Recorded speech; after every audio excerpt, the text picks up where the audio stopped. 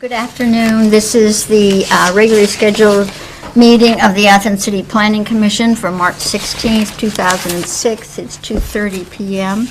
All the members of the commission are present except for Wayne Key, who is absent and because of poor health. We take sworn statements. If you plan to say anything, will you stand and raise your right hand? Do you swear or affirm, whichever one you want to use, that what you say will be the truth? Yes. All right, we do have a quorum here with 4 people.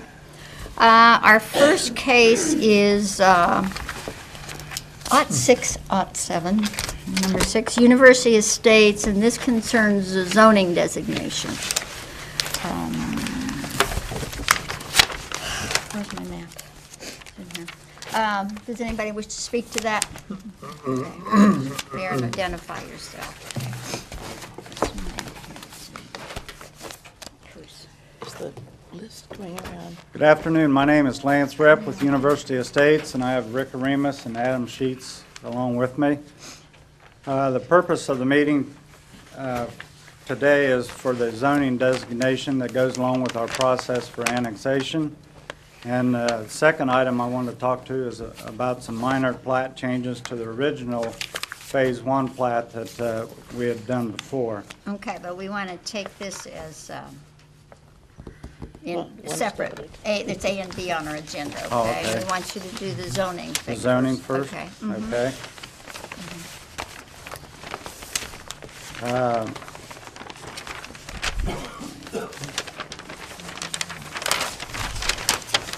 I've provided you with a packet of information there. What we've tried to do is zone our project, the whole entire project. The map you have corresponds with this colored blocked in area. And also there's an Excel sheet in there that shows you by area of what goes on to zone everything. Let me just, I guess, start by saying this is kind of a drawing of what the finished product will look like, so you have an idea.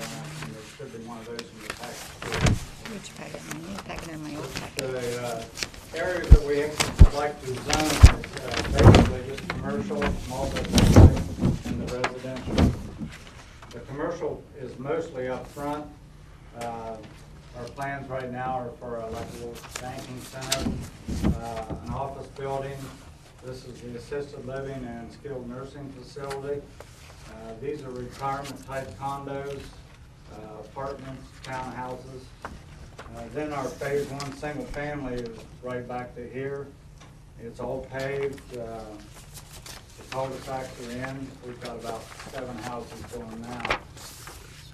This area here is where the clubhouse and the lodging facility goes, and we're zoning it B1. These will be founders' cottages or condominiums. This is going to be more of kind of a mixed community center business development on one floor and some scattered multifamily around it. Still kind of in the planning stage on that. The rest of this light is single family. This is going to be an equestrian center. So the actual building itself and the road into it, we asked to rezone B1. The rest of this versus single family versus multifamily on the ends here, these will be geared basically on sales as we go through the project. Our plans are to put condominiums there, but if the housing sales continue, we'd probably come in and ask that to be reclassified back to R1. The green space is open space. The golf course is considered open space. These areas here, although they're just, the buildings are shaded, these are going to be golf villas. Some of them will be single ownership, others will be timeshares, and part of them will be a rental pool out of the lodging facility. So, and the exact location of those is yet to be determined, but they'll be along the old Armitage Road that was in there. The new Armitage Road will be relocated down here. This is where our maintenance facility and the WHH tower is still going to be there. And at some point, we might put some rental storage units there. So if there's any, I guess if there's any questions, I can try to answer those.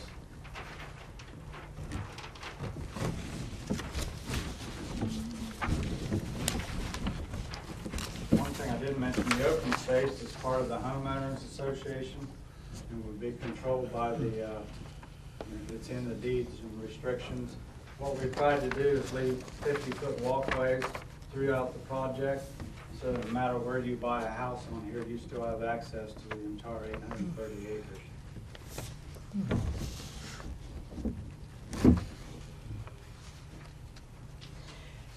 Lance, how is the maintenance of that open space going to be taken care of by the homeowners association? That will be in the homeowners association.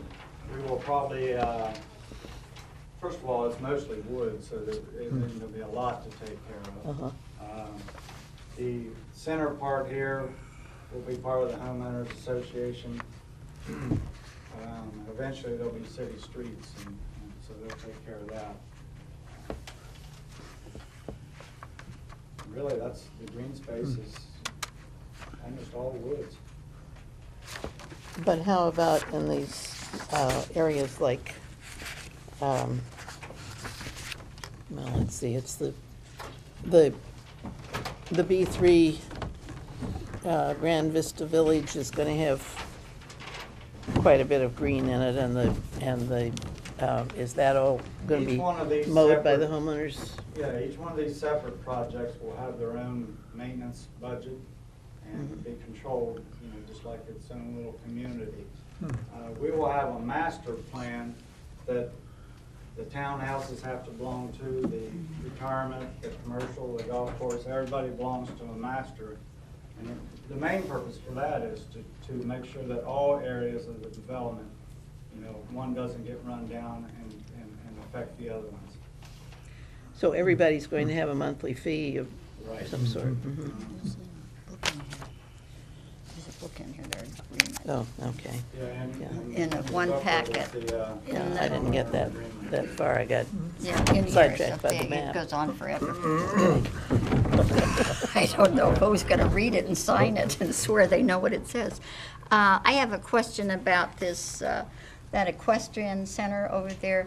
What is in this thing, it says area 18 is B1, and then there's an equestrian center, which is listed as open space. What's down there where it's orange? Joanne, what we're What's trying that? to do here, and really, this is just gonna be a building where residents can rent space to board their horses, and then this will just be all open fields and stuff here. So we just zoned the actual building part as B1.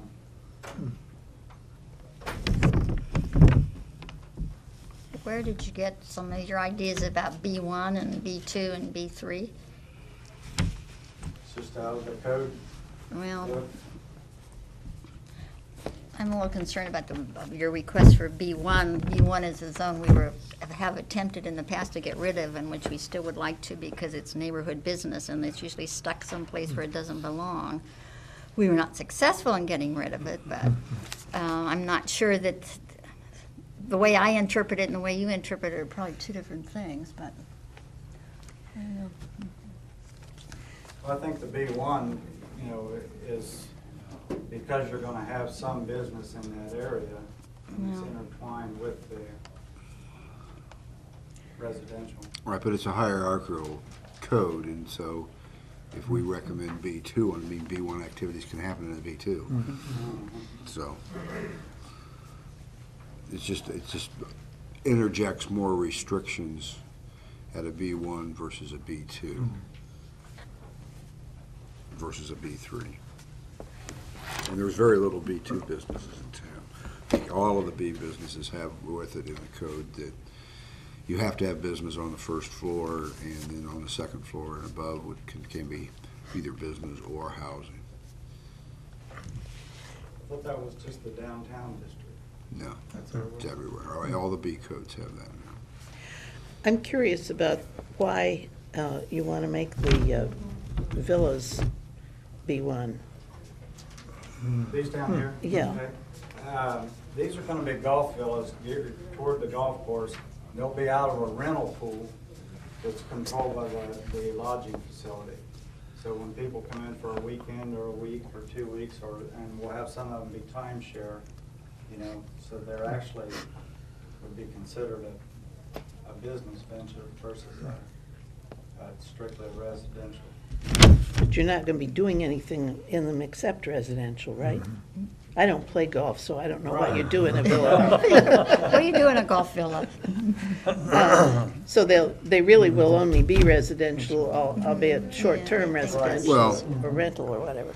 If I understand from our previous discussions, Lance, you're anticipating those to be on a private road, not a public road. Right.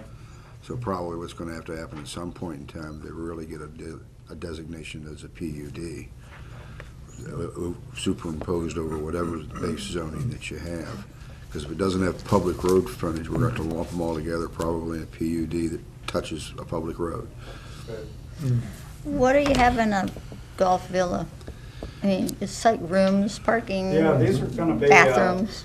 upper scale, They're an apartment. little Basically. apartment houses. Oh, I thought they looked like trailers. No, these are gonna be upper scale. Some of them will be designed for a timeshare basis. If you own 2 weeks, we're gonna go so far as to even, you know, whatever food you want in the refrigerator, all that kind of stuff, pictures on the wall, so when you come every year, we do the same thing. That'll be part of them, and some of them will just be for weekend rentals. Well, but there'll be what, living room, bedroom, bath, 2 bedrooms, 1 Probably, bedroom? some of them will be up to 4 bedrooms, with just a central area that has a kitchen and restrooms and a TV room with 4 rooms. Where do they park? We don't actually show that on here, but there'll be parking behind each one of those.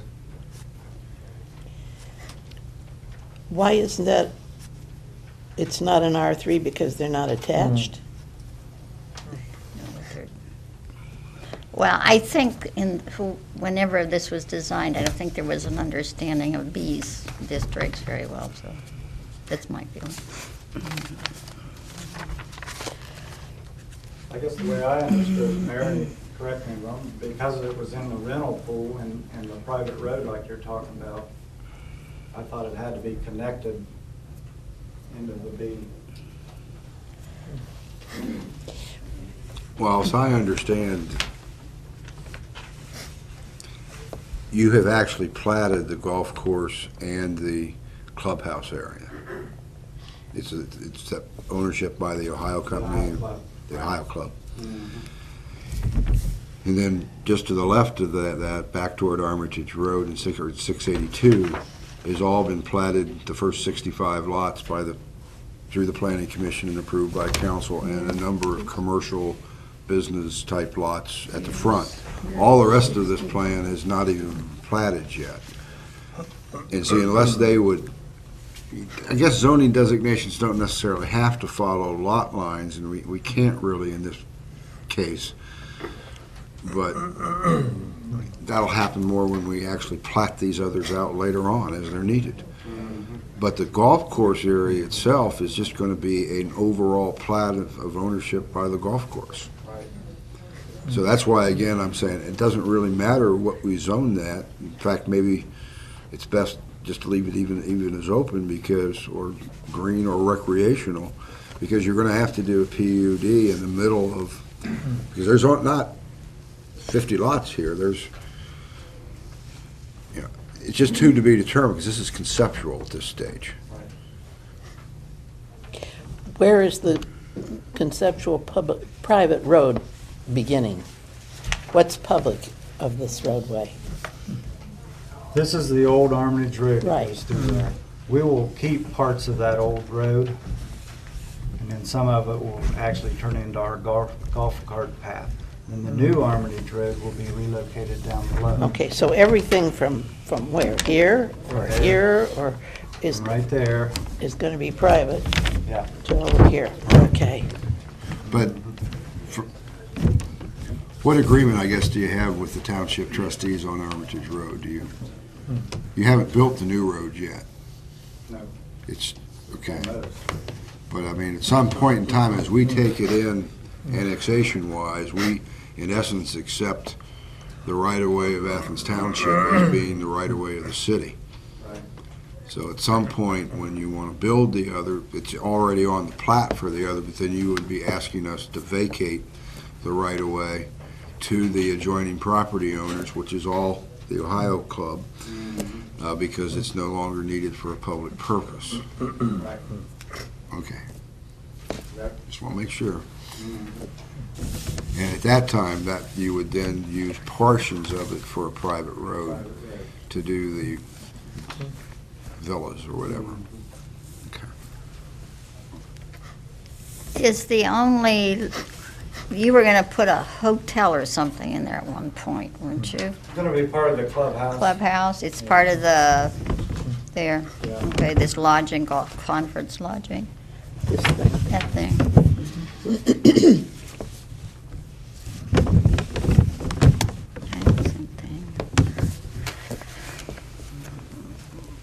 Okay. Did anybody else have a question? Did anybody else from your group want to say anything?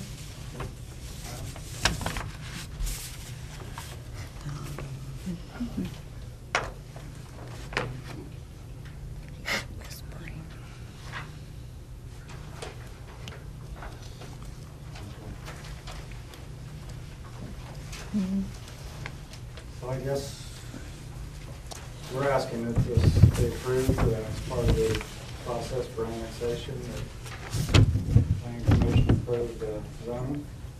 Right. I guess from what, I guess the real debate, because it's on a public road right now, you could zone those villas R3, which would be a more appropriate zone. Because that's still, rental property can be in R3s. I mean, it doesn't have to be owner, it could be either way. It could be timeshares, owner-occupied, condominiums, any of those types of things. But an R3 would cover a lot of that, and it would also, and an R3 allows for, as a conditionally permitted use, those activities that occur in a B1.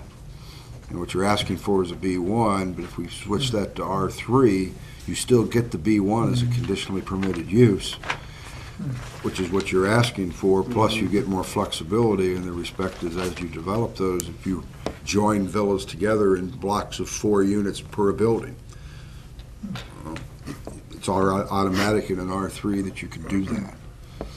So it might be a little more flexible designation for you. That would also partially answer one of my questions, which is that there seem to be an awful lot of places on here where we've got a B zone bang up against an R1 zone. And it seems to me that we've been trying very hard not to have that much of a disconnect in contiguous zones, but it has to be because of topography and so on. That's one thing, but this seems to be a place where you could eliminate some of that.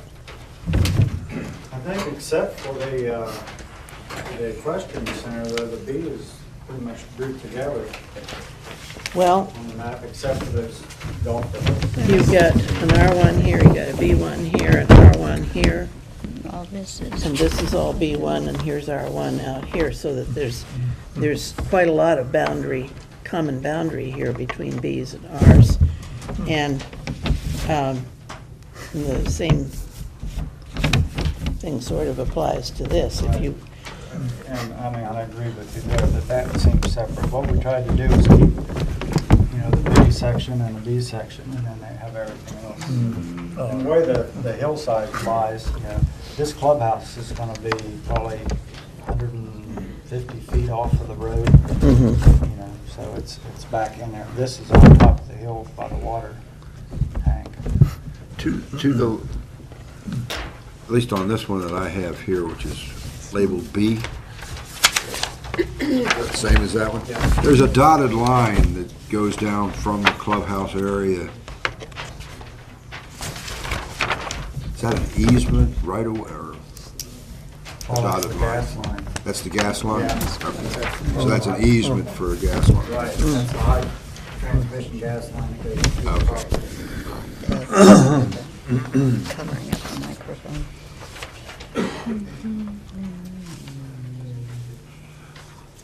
If anybody out there wants to speak to this. See if anybody else wants to. Does anybody have any, in the public, have any comment on it at this present time?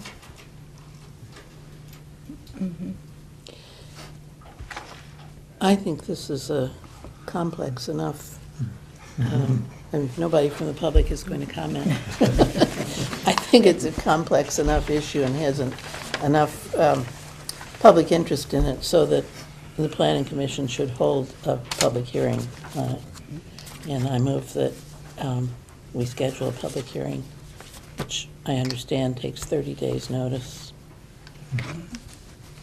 Is there a second? I'll second. Okay. Is there any other discussion?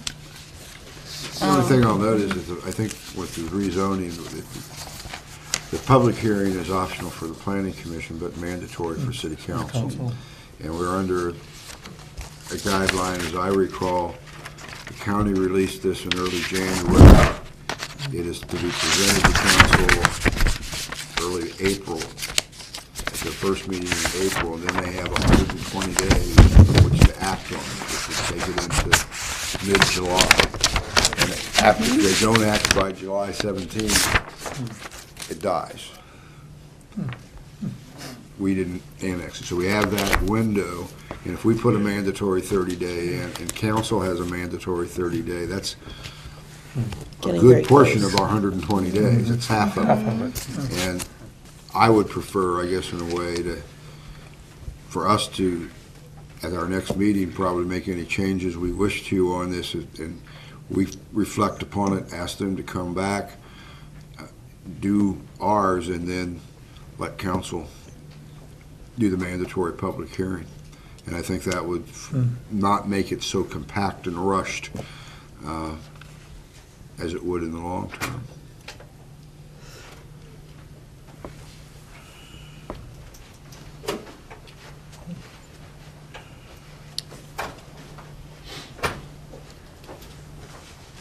I still stand by my motion, I Okay, guess. that's fine. I stand the other side of it, that's all. Is there any other discussion?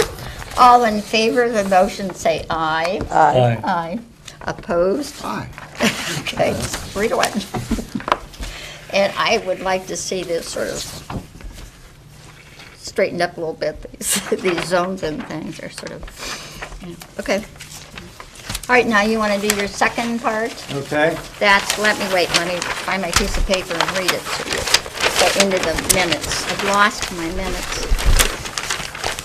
Now I have, it looks like, is that 6:01 that's supposed to be, it can't be, or is it that long ago, 01? It's 0101. Oh, 0101, okay. Your 5 plat years map ago. changed. It's a long time ago. on up. You didn't have white hair then. 6'4", too. Yes, and I was beautiful. So, okay. As Joan said, it was August of 2001 when we appeared. After we signed our development agreement, we started through our process. We asked at that time that we have a University of State PUD because it was located within the city of Athens, 3-mile limit of the city of Athens. At that time, we talked about 1,660 units for the 830 acre, which was agreed upon. And then, but you guys said there's several issues that we need to clear up. And one of those was that when we came back in September of 2001, is we requested a mixed-use PUD for the commercial residential be put in place. And at that time, when we came back for annexation, we would ask for zoning, which we've just discussed. One of the things that you guys had talked about before was that because we're outside the city limits, that the city wouldn't be inspecting, but yet we would be coming into the city. So we worked out a deal with the mayor and Wayne, and they've been inspecting, coming out and doing our project as we go along. We work with Nick Carr on the specs of the water and the sanitary, and we talked about the bike path. The wellhead protection issue was a topic that, we started right off by cooperating and joining the Wellhead Protection Committee. And we have since worked with Egan and Associates and got that worked out to the agreement of the city and to Egan, so we're in good shape on that. A couple things happened during this time period when you start in on a project this big. The gas company mandated how we were going to cross the high-pressure gas line. So that resulted in the last few lots, starting about lot 52 through 56, of us having to change the road. And when we had to change the road, obviously it changes the property lines on the lots. Let me move up here. That's this section right here. This is the gas line that comes through. We just had to make some swings in the road, which allowed us to pick up 2 lots here and 1 at the end. And there'll be some changes in the boundaries of those lots. Another thing, on our original plan, we had Altamont Drive coming around this way, and Stone Ridge coming up here and stopping, which you can see I've tried to clarify for you on the map.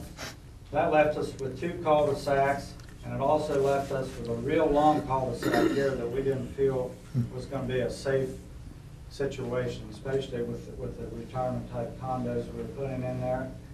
And our engineer thought also that if we would just hook this together and come back down, it would give us 2 exits, less of a grade, no cul-de-sacs, and got us out of an area here that they felt would be too steep to come down.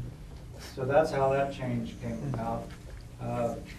We're also wanting to create a lot back here, but we ended up, when we built this road this way, that it opened up 1 single family lot back here. This section right here, we own the piece of property, then the old Hope House with a few family owned 3 acres, and then our property started. We have since acquired that 3 acres. So what we want to do is bring 1/3 of it into this lot 1 and take the other 2/3 into lot 2. As a result of that, when we put our road in before we owned this little section, there's a little sliver right down here we had to call lot 12 because it was just no man's land. So we want to replat that into lot 2.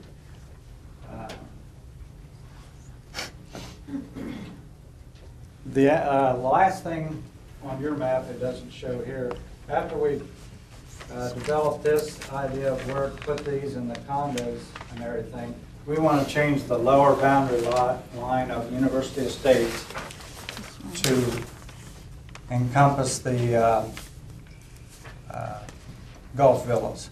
So we're coming right down along the old Armitage Road, which is, the old line is here, and we just want to move. So it's just a change. And then when we design the golf course, one of the tees comes back here, which is this area right here.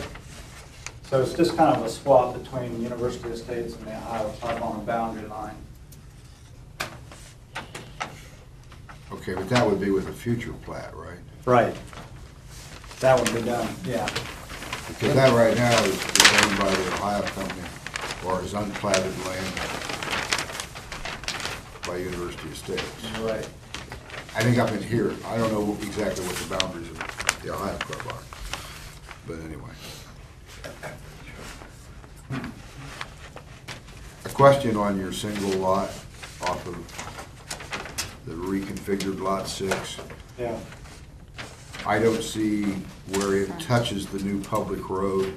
You've got a yellow line there, but is that going to be an easement across a portion of? No, it's actually ownership, Aaron. It comes out.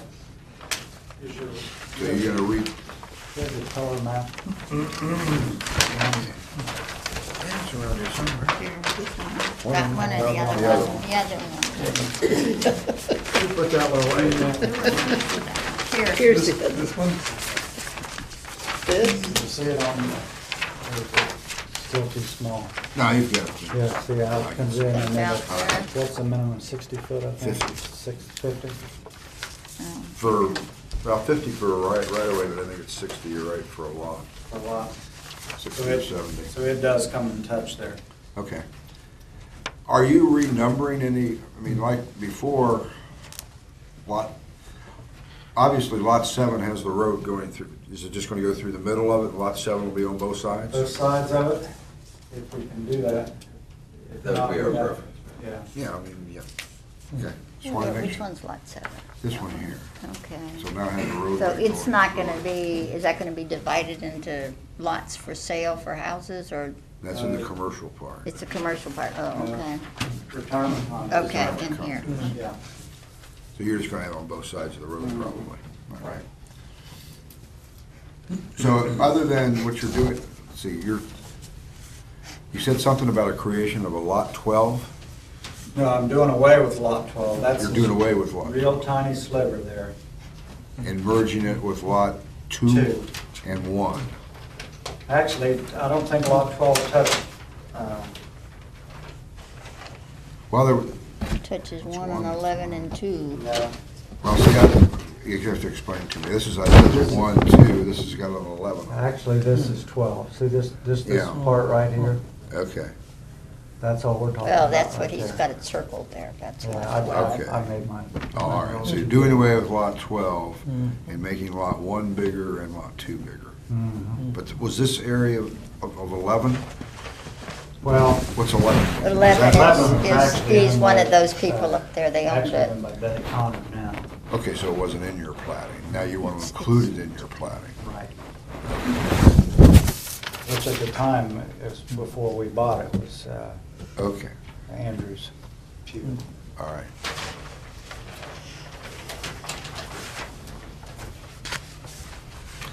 All right, the road changes that you have here, are any of them done or engineered, or are they just still, It's I do. done. so that road exists? Yep. And the other two, this other one wasn't built at all? No. And then, but the other loop road that you've got on this is in existence? No. This one here? Yeah, Not yet. No. not yet, okay, so that's not yet been built. Okay, that's good.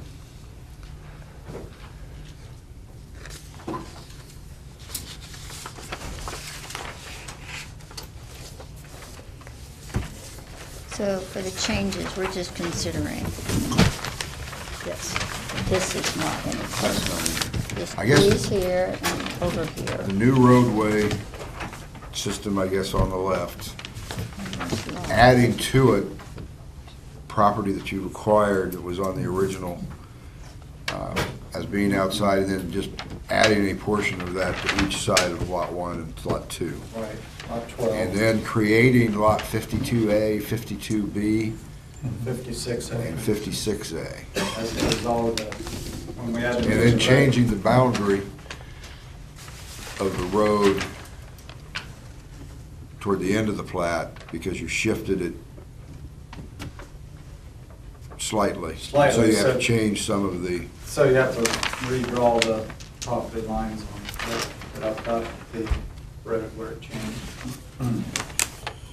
Which are probably very minor, but still has to does getting that, some surveyor along the way. does Did you that, mention that one too? does that And road that's single one. go straight, go all the way to the WATH What- property? be. No, it stops just short of it. And how do they get to it? Well, Helicopter? before we start developing that, that's phase 2 goes out that way. Okay. The new single lot you're creating here, it doesn't have a number on your proposal, so. 12 for that. It's gonna be residential? Residential, single family. Single-family residential. I think I gave There's it a 12, memo. there's going to be 11 and Well, then if you you jump. eliminating 12, and you're starting with lot 14, there's 13 up 13. there and 14, it'd probably be simpler just to rename that new single lot, Lot 12. Which new single At least you're lot? using all the numbers. That Oh, okay, yeah. doesn't have a number on it. See, if you go from down here, he takes out lot 12. This isn't a lot number. Oh, Here's okay. 10, here's 13. That's something. Okay, we'll call that 12 then. Anything, Rick? With the gas line coming through, does it now come through Lot 52A and B? No, it's to the right, as you're looking at the map, the right of lot 56. Okay. Here. But most of the right-of-way for it still within this plat, within the roadway then now? We're just, the only right-of-way they have is where they cross the road like that. Oh, okay. But they have some kind of easement from you as Well, our regular, previous property owners to put that line in, right? yeah, And I just I guess say, I'm if it's anywhere in that platted area, if it wasn't already recognized, it should be, is what I'm saying, as an existing Okay. easement. That's all. sure it is. Yeah. Okay.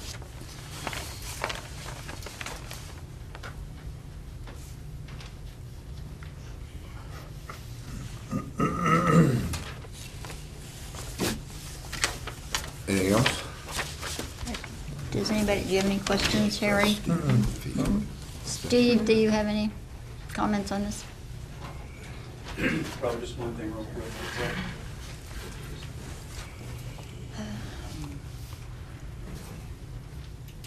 The new, that's okay. The new subdivision regulations say that a plat amendment or a replating of a previously platted area, recorded, unrecorded, signed, unsigned, shall follow procedures and requirements established by the Planning Commission. So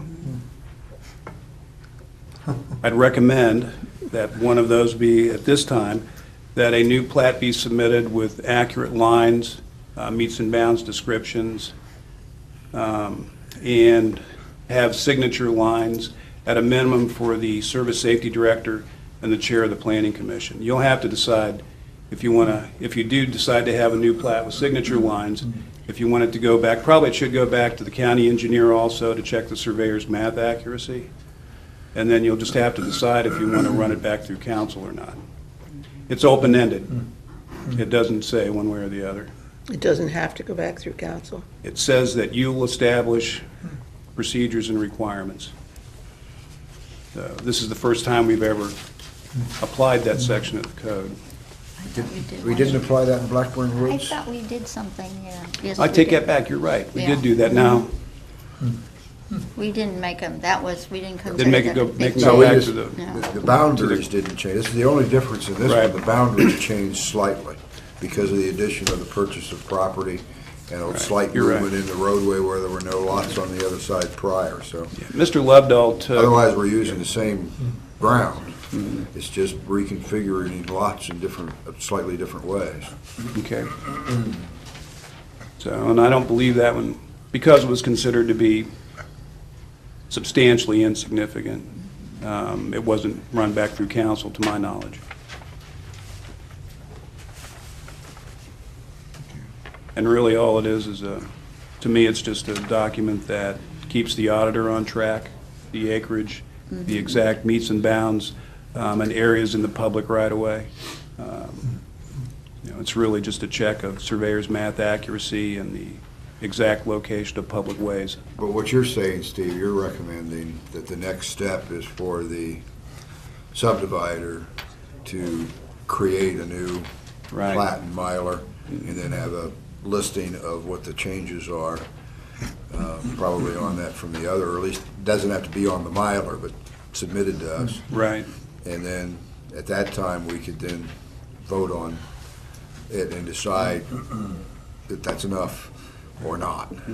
And that, now that you mention it too, that's exactly what Mr. Lovedoll did. I thought He that- came back with a totally revised He plat, talked to new us, we didn't survey, really have meets and any bounds objection description. to it.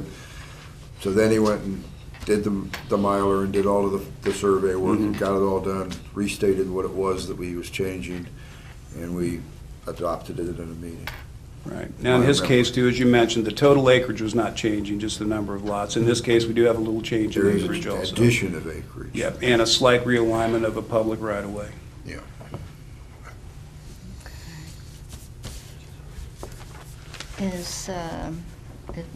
Was that a motion?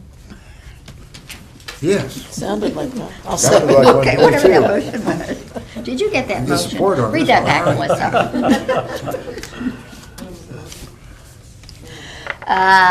Any other questions or any comments from the floor? Are you ready to vote? All in favor say aye. Aye. Aye, okay. Opposed? Okay, all right. Close your papers. I have to organize my papers here, wait. I don't know. This is my folder, it's not a university. Did you get that out of there? See if she got that out of there. Is this yours? Well, maybe. I've got two, so Well, I maybe it's think- out of mine here. Wait a minute, then. yours I've got. Okay. Yeah, I've got two here. I've got all kinds of things here. Okay, the next case is 0508, Rick Kirk, the Edge Group, Edwards Communities, Landmark Properties. Chair, Huh? What? technically, I believe we tabled this last time. Yes, we So did. we would first have to remove it from the That's right, table that's right. to do it. That's right, we Right. have to remove it, but it's that case is what Right. it is, which was on the table, was removed from the table. I move that we remove it from the table. Second. All in favor, say aye. Aye. Okay, now we can go. Now it. Now we can go. Well, they had to set up things. Oh, yes, we had to have something to do while they were second. That's right. What do we have here? These, that's Campus Edge. All this stuff.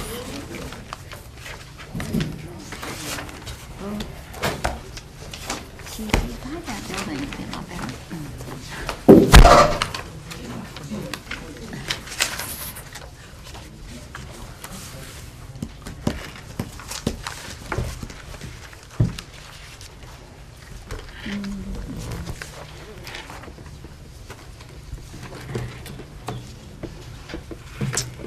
Hello, I'm Rick Kirk with Edwards Communities in Columbus.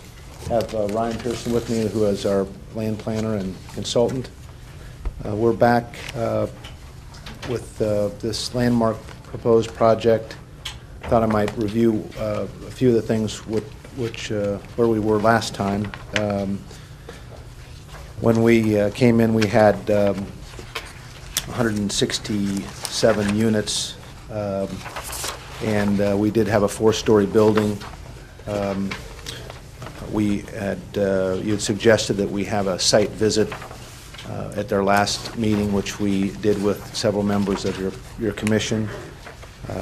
We have met with the fire chief and discussed the access for the safety concerns with respect to the fire chief. We have, in this proposal, we have eliminated our four-story building and gone back, and we now have 158 units on the 4.5 acres approximately. We were asked to investigate some of the safety concerns and with respect to the parking structure that we have proposed. We have met with the landowner, Mr. Kasler, and we're in the process of working out an agreement with him for some lighting and pedestrian access. We do currently have a pedestrian easement that exists, and we're discussing with him some possible additional improvements to the sidewalk area that would give us some additional lighting if needed.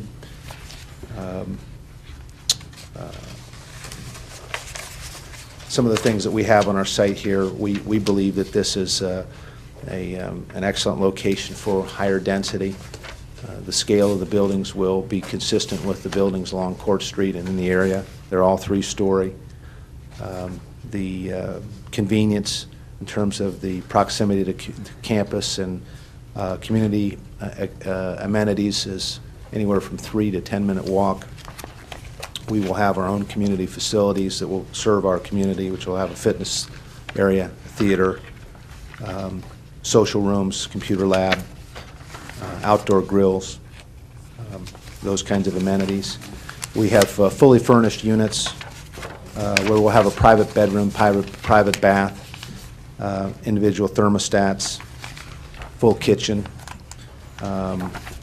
In terms of security, all the bedrooms will have locks. We'll have smoke detectors in each unit. We'll have panic alarms in each unit, which will be monitored by our facility. Fire-activated sprinkler system. We'll have our own on-site management, which will have resident patrol. We'll have hopefully an off-duty officer that lives on our project, which we have done in the past. We'll have community assistance that will help us with security.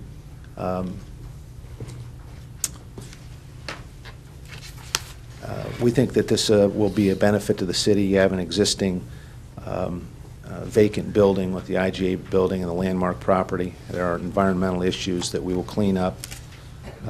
We think this project will counteract the neighborhood mobilization and lessen the demand on single-family homes in the neighborhood being converted to apartments.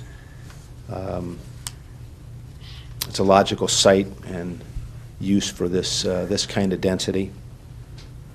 High density is not necessarily detrimental to, if in proper areas, it'll maximize the utilization of the area and contain the students. This kind of density is essential for urban design and scale, pedestrian use. This is necessary to have density, to have successful urban redevelopment. It allows for extra quality and detail in terms of the quality of the project and the design. This will serve as a buffer between the Mill Street neighborhood and provide an edge along Stimson Avenue. Stimson is an area that is somewhat blighted, and we would be the first to, not necessarily the first, but part of a redevelopment of the Stimson corridor, establishing sidewalks, street lighting, street plantings, in a neighborhood and an architectural edge. We'll solve the environmental problems that exist on the site. We will establish a pedestrian and bike-oriented community which will minimize the automobile.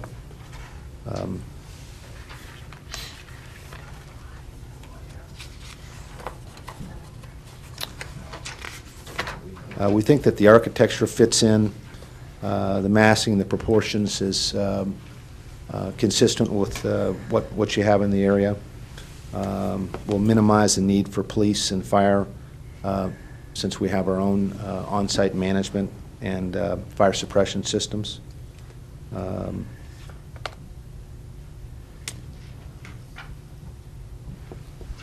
Those are some of the general high points that I think we've been on over in the past, and be happy to take any questions.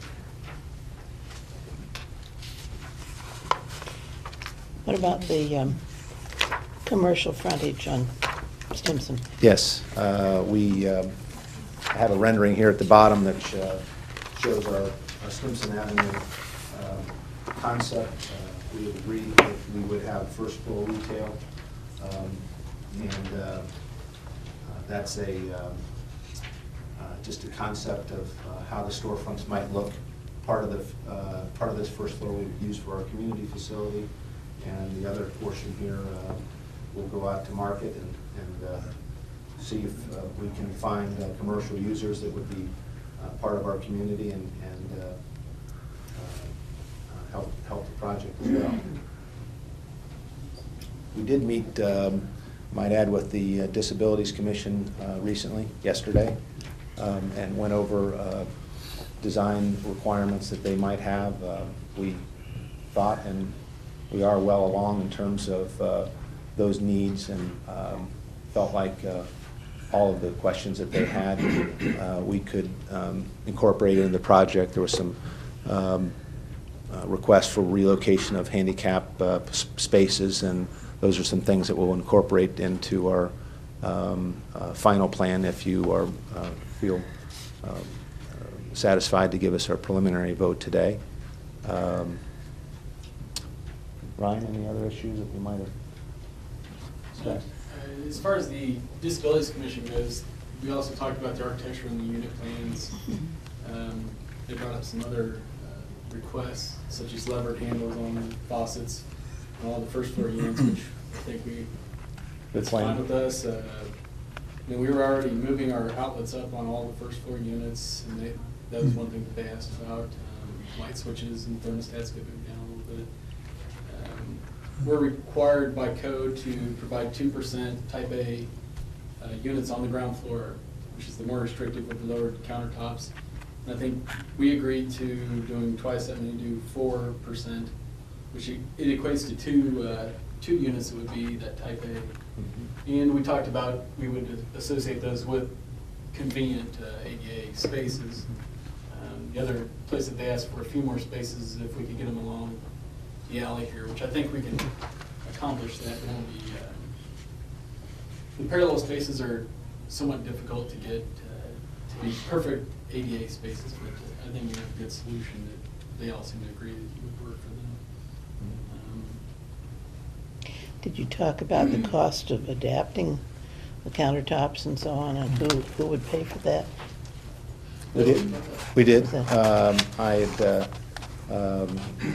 part of the requirement, I think there was some confusion in terms of what kind of work someone would have to do.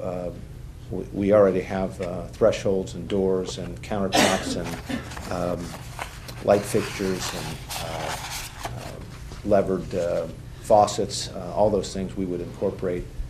We'd actually have some removable cabinets in some of the units. I mentioned that in the past, when we've had special requests, even though the federal law requires that the tenant pay for the improvements, we've always assisted and actually paid for it ourselves. So we would probably do the same thing in the future. So thought it was a good meeting, yes. Were you able to get any statistics on your other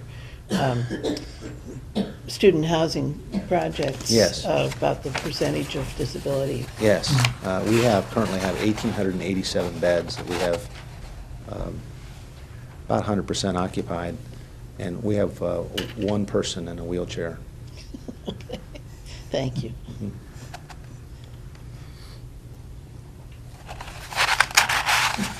Sir. In selecting fixtures for outdoor lighting, are you selecting them so that you don't get light leakage upward? Yes. If possible, 100% downward? Yes. I think our code, we need to keep all lighting, down lighting. Mhm. Okay. Cut off fixtures, yeah. We've had colonial-style fixtures in the back that meet the Mhm. cutoff requirement, and we most likely would have some version of that. Okay. I'll get you in a minute. We're not talking about the parking lot, we haven't gone into that yet. Do you still just have one access to that parking lot on there? There's nothing that can go across the back or the side to get Garage. to the garage, not the parking lot, the Currently have garage. one access point. Yeah. We are in discussions about another access point. I'm not able to commit on that today, but I would hope by a final plan that we would have some other alternatives. I have spoken with our traffic engineer, Doyle Clear, who's, I believe, worked on behalf of Athens in the past about the peak hours and the traffic demands with respect to the existing garage, and if need be, we'll have a full-fledged traffic study. But as I've said in the past, and it's still the case, residential uses are typically the least demanding in terms of peak flows, because people come and go and spread out throughout the day, as opposed to an office or commercial use, which is with respect to the 9 to 5 types of conditions.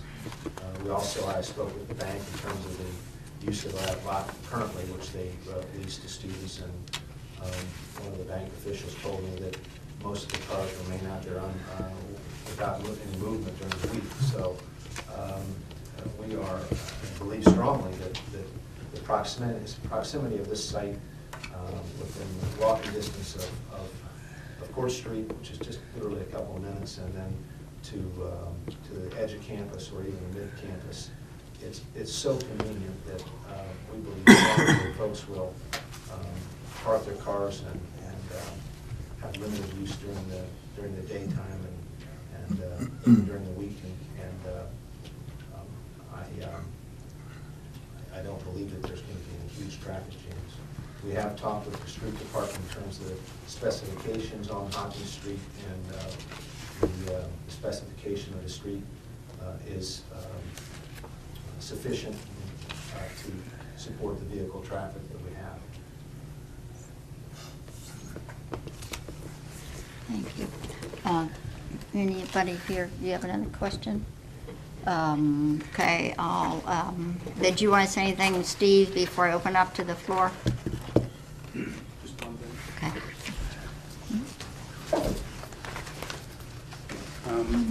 There's been quite a bit of discussion about the several variances that will be needed for this project, just because it spans at least 2, maybe 3 different zoning districts. And I presented a packet of documents and provided a copy also to the developer in case it's decided, in order to minimize that total number of variances, that the landmark site currently zoned M could be rezoned to R3. And that would, I realize it's just a, kind of a drill, kind of academic, but it does minimize then the number of variances necessary, because of so many restrictions in M zone. The least of which is not residential occupancy is not even permitted. So, and my recommendation also was not to rezone the Bob's Supermarket site because it's on the Stimson corridor. It would be a residential change to that corridor, so my recommendation was just to keep that Bob's IGA site B3, leave the parking lot R3, where parking lots are a permitted use, rezone the M district at Landmark to R3, which is consistent with the rest of the area right there. The Planning Commission did do this a while back related to Baker and Lavell's project when they built their small apartment complex on the north side of the old railroad bed, and their apartment/commercial building on the end of Hawking Street, where they have, on the opposite side of this garage, there's parking on the right-of-way to accommodate those buildings, and they've got a small commercial use in a residential building. So there was a whole rezoning that took place down there at that time, too, where some M zones were eliminated. In that the railroad track is not there anymore, there's really no transportation access to that. So, and I think the Planning Commission had looked at rezoning all the M zones in town at one time. So that information is out there already, so you knew that. Could you let me ask you a question. You said something about a parking lot being allowed in a zone, but we're not, and I use that term too, but we're not talking about a parking lot, we're talking about a parking garage, which is different from a parking lot. And so it seems to me, you said that is permitted in, what is that, R3 down there? Or Right. it's okay. Yeah, parking lots are permitted in R3, Well- and buildings up to 3.5 stories and 45 feet are permitted in R3. Well, so that It's misses just, it. right. And then there are some setback requirements too for structures. So those things, those issues won't go away on the garage. As proposed, looking at the strict application of the R3 zoning requirements, which are in effect even if it's considered to be part of the planned unit development, the way the ordinance is written, for the theoretical most flexible type projects, the most restrictive requirements apply. So that would be R3. So there's setback requirements, maximum height, maximum coverage, those kinds of things. So if you had the setbacks, you could build a 3-story parking garage. What about, has that been decided, this is not contiguous? Is that decision made on whether or not it has to be? That issue has been presented to the law director probably about 3 weeks ago. I talked with Lisa Eliason several days ago. She's doing the research on it. She and I have had a couple discussions. As of today's date, there's not been a decision from the law director's office. The law director has told me that at minimum it has to be tied, any parking has to be tied to, that goes to a project to meet parking requirements, has to be tied together legally, that you can't sell off one without the other going with it, et cetera. So from that standpoint, we know that. Because neither one of these properties, they will be in the control of the developer, but not in their ownership. So deed restriction's not an option since they don't own it. The Hockey Valley Bank, for example, owns the parking lot, but there have to be some sufficient documentation that the parking will always go with this project. So there's really 3 partners in that agreement. Okay, thank you. Okay, if no one in the Planning Commission has another question, I'll open up for comment from the public. Okay, step up there and identify yourself, please. Good afternoon. I'm Ann Isaacs. I'm a resident of Heritage Commons, and I'm here with some of my neighbors. We wish to formally protest this project that's on the land formerly known as Landmark and Bob's Supermarket. We're right across the street from Landmark, built up close to the street. The density of the project as it's proposed will surround and cage in our residents. We already have a plethora of student housing in our neighborhood, and we already have the accompanying noise, pollution, and excess traffic associated with student housing, and we don't look forward to an increase in it. We would appreciate as senior citizens having our concerns with this project be a factor in the decisions of the Planning Commission, and we'd welcome a dialogue with you on this subject. I would appreciate when you come down and look at our area that you see how we are right up by the street. This is going to really impact us in a big way. You would have to be down in our area on Thursday night, Friday night, Saturday night, and Sunday night to appreciate the kind of noise we put up with. The pollution in there's a fraternity right directly behind us. There's trash in the street all the time. It just makes for a real uncomfortable neighborhood. We like living where we are. We have very comfortable apartments. But I would appreciate some input. And I do have some signatures of our residents that I'd like to give to you. Thank you. Thank you.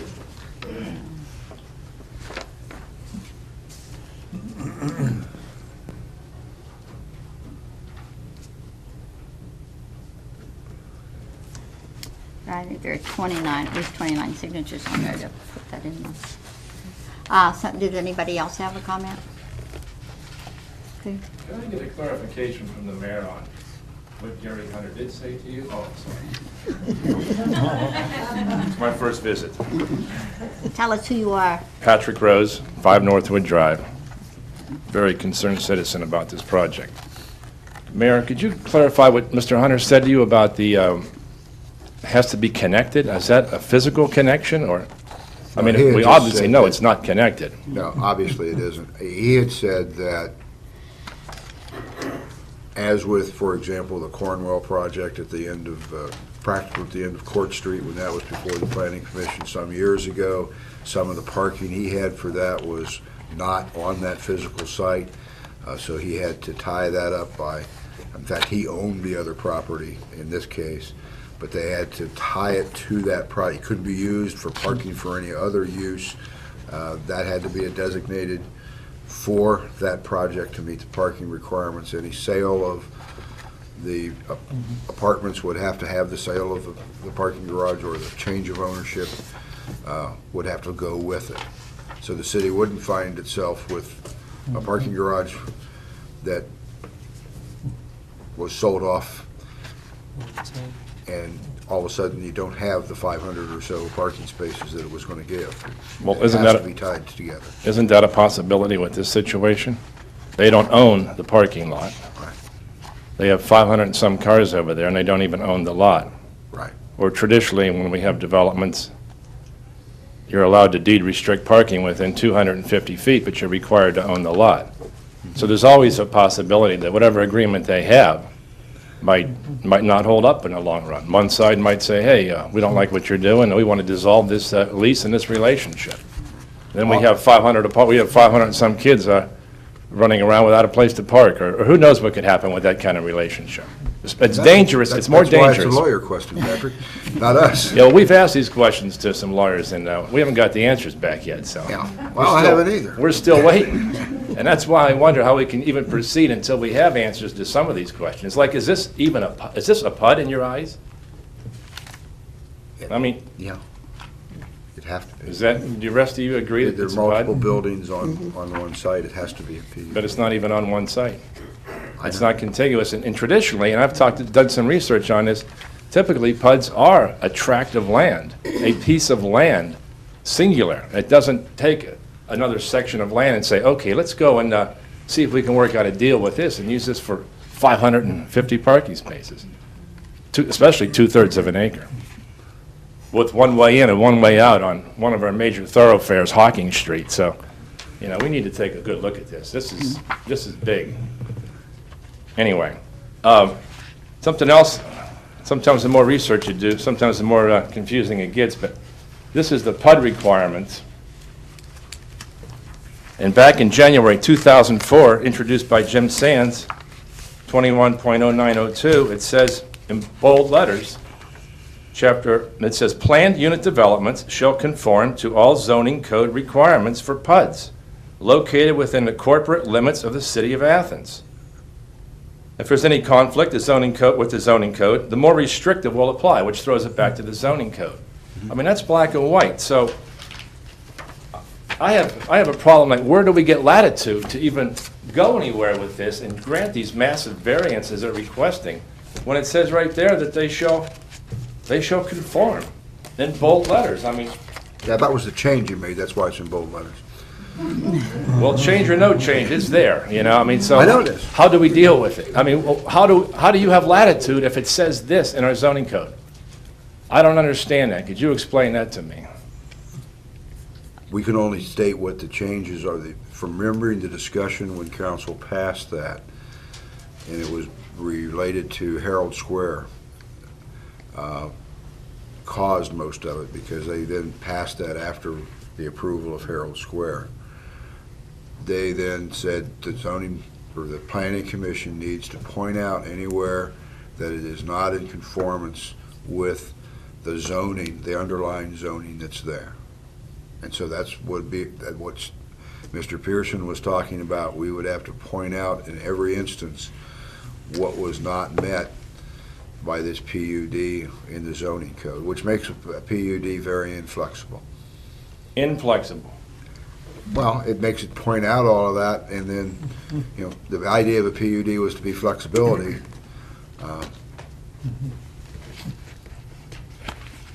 I notice your signature's not on this, by the way. That's true, I refused to sign it. I didn't think it would work very well. Well, it's here, but is it not law, though? Is it not our code? I mean, It's in that's- our code, yeah. It's in our code. Is it our code? Yeah. Well, then where are we going with all these massive variances that these guys are requesting? That's what I'm confused about. This is in our code. It's obviously part of our code.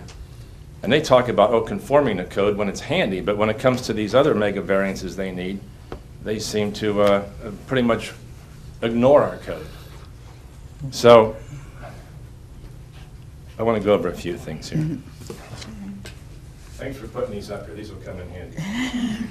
But Wait a minute, how many other people want to speak here? Oh, do I have a time limit, by the way? Well, I want to see how many other people want to speak. I'll let you, I'm willing to wait.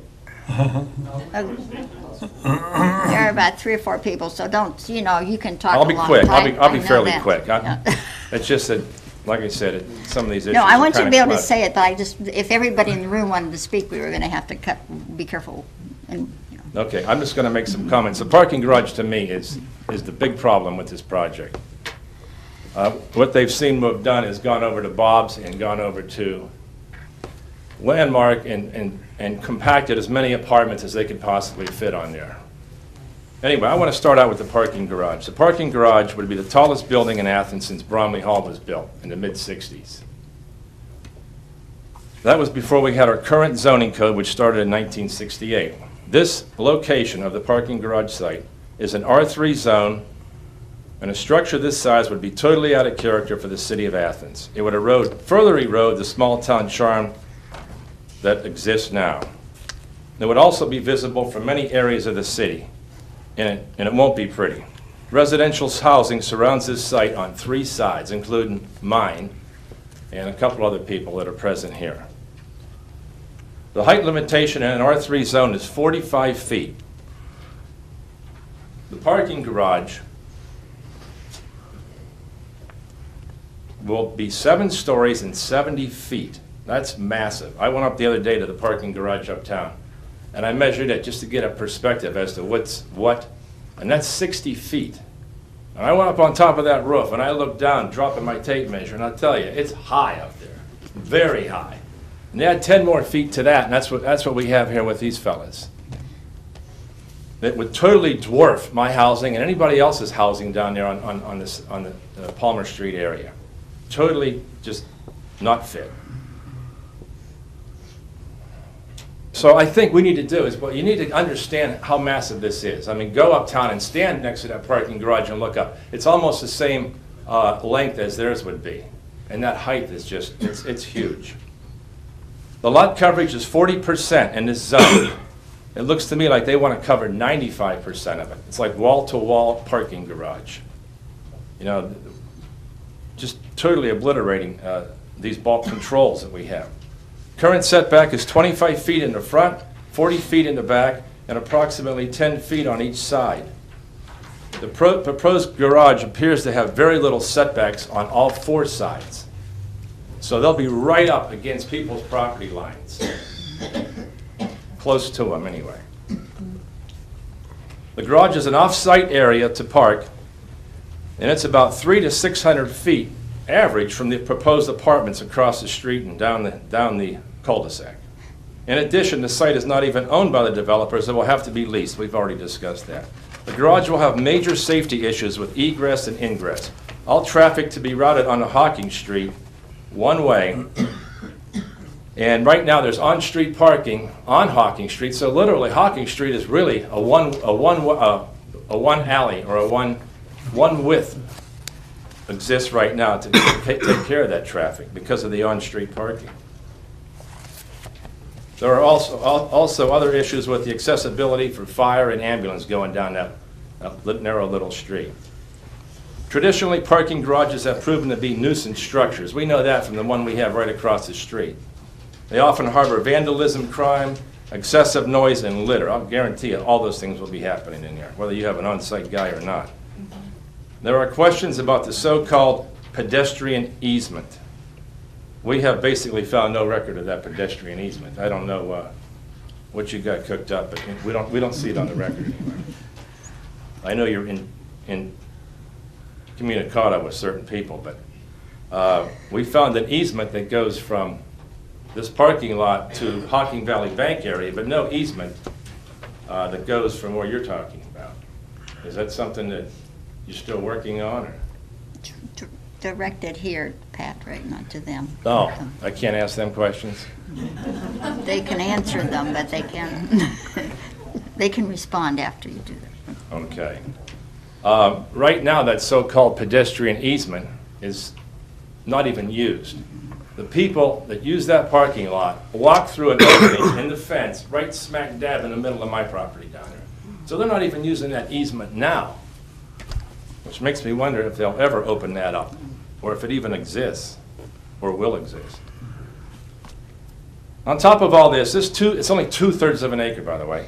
This site was a contaminated site. It used to be Standard Oil property not that long ago.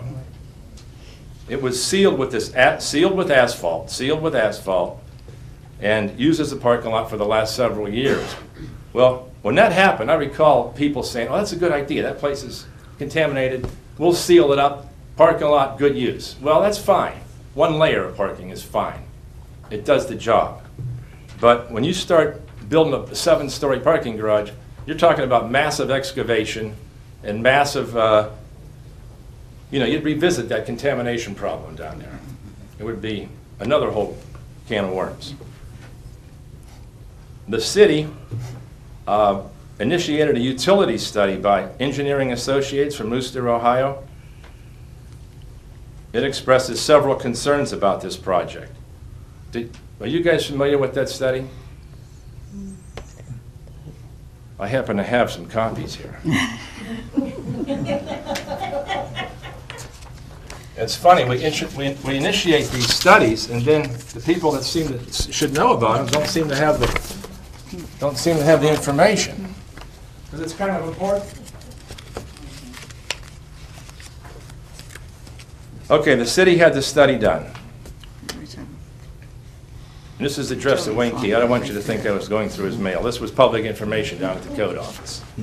Okay, the Engineering Associates I'm just kind of paraphrasing this real quick. They had several concerns about the preliminary utility plan. They are listed below. All existing utilities should be evaluated to determine if their capacity and condition is adequate.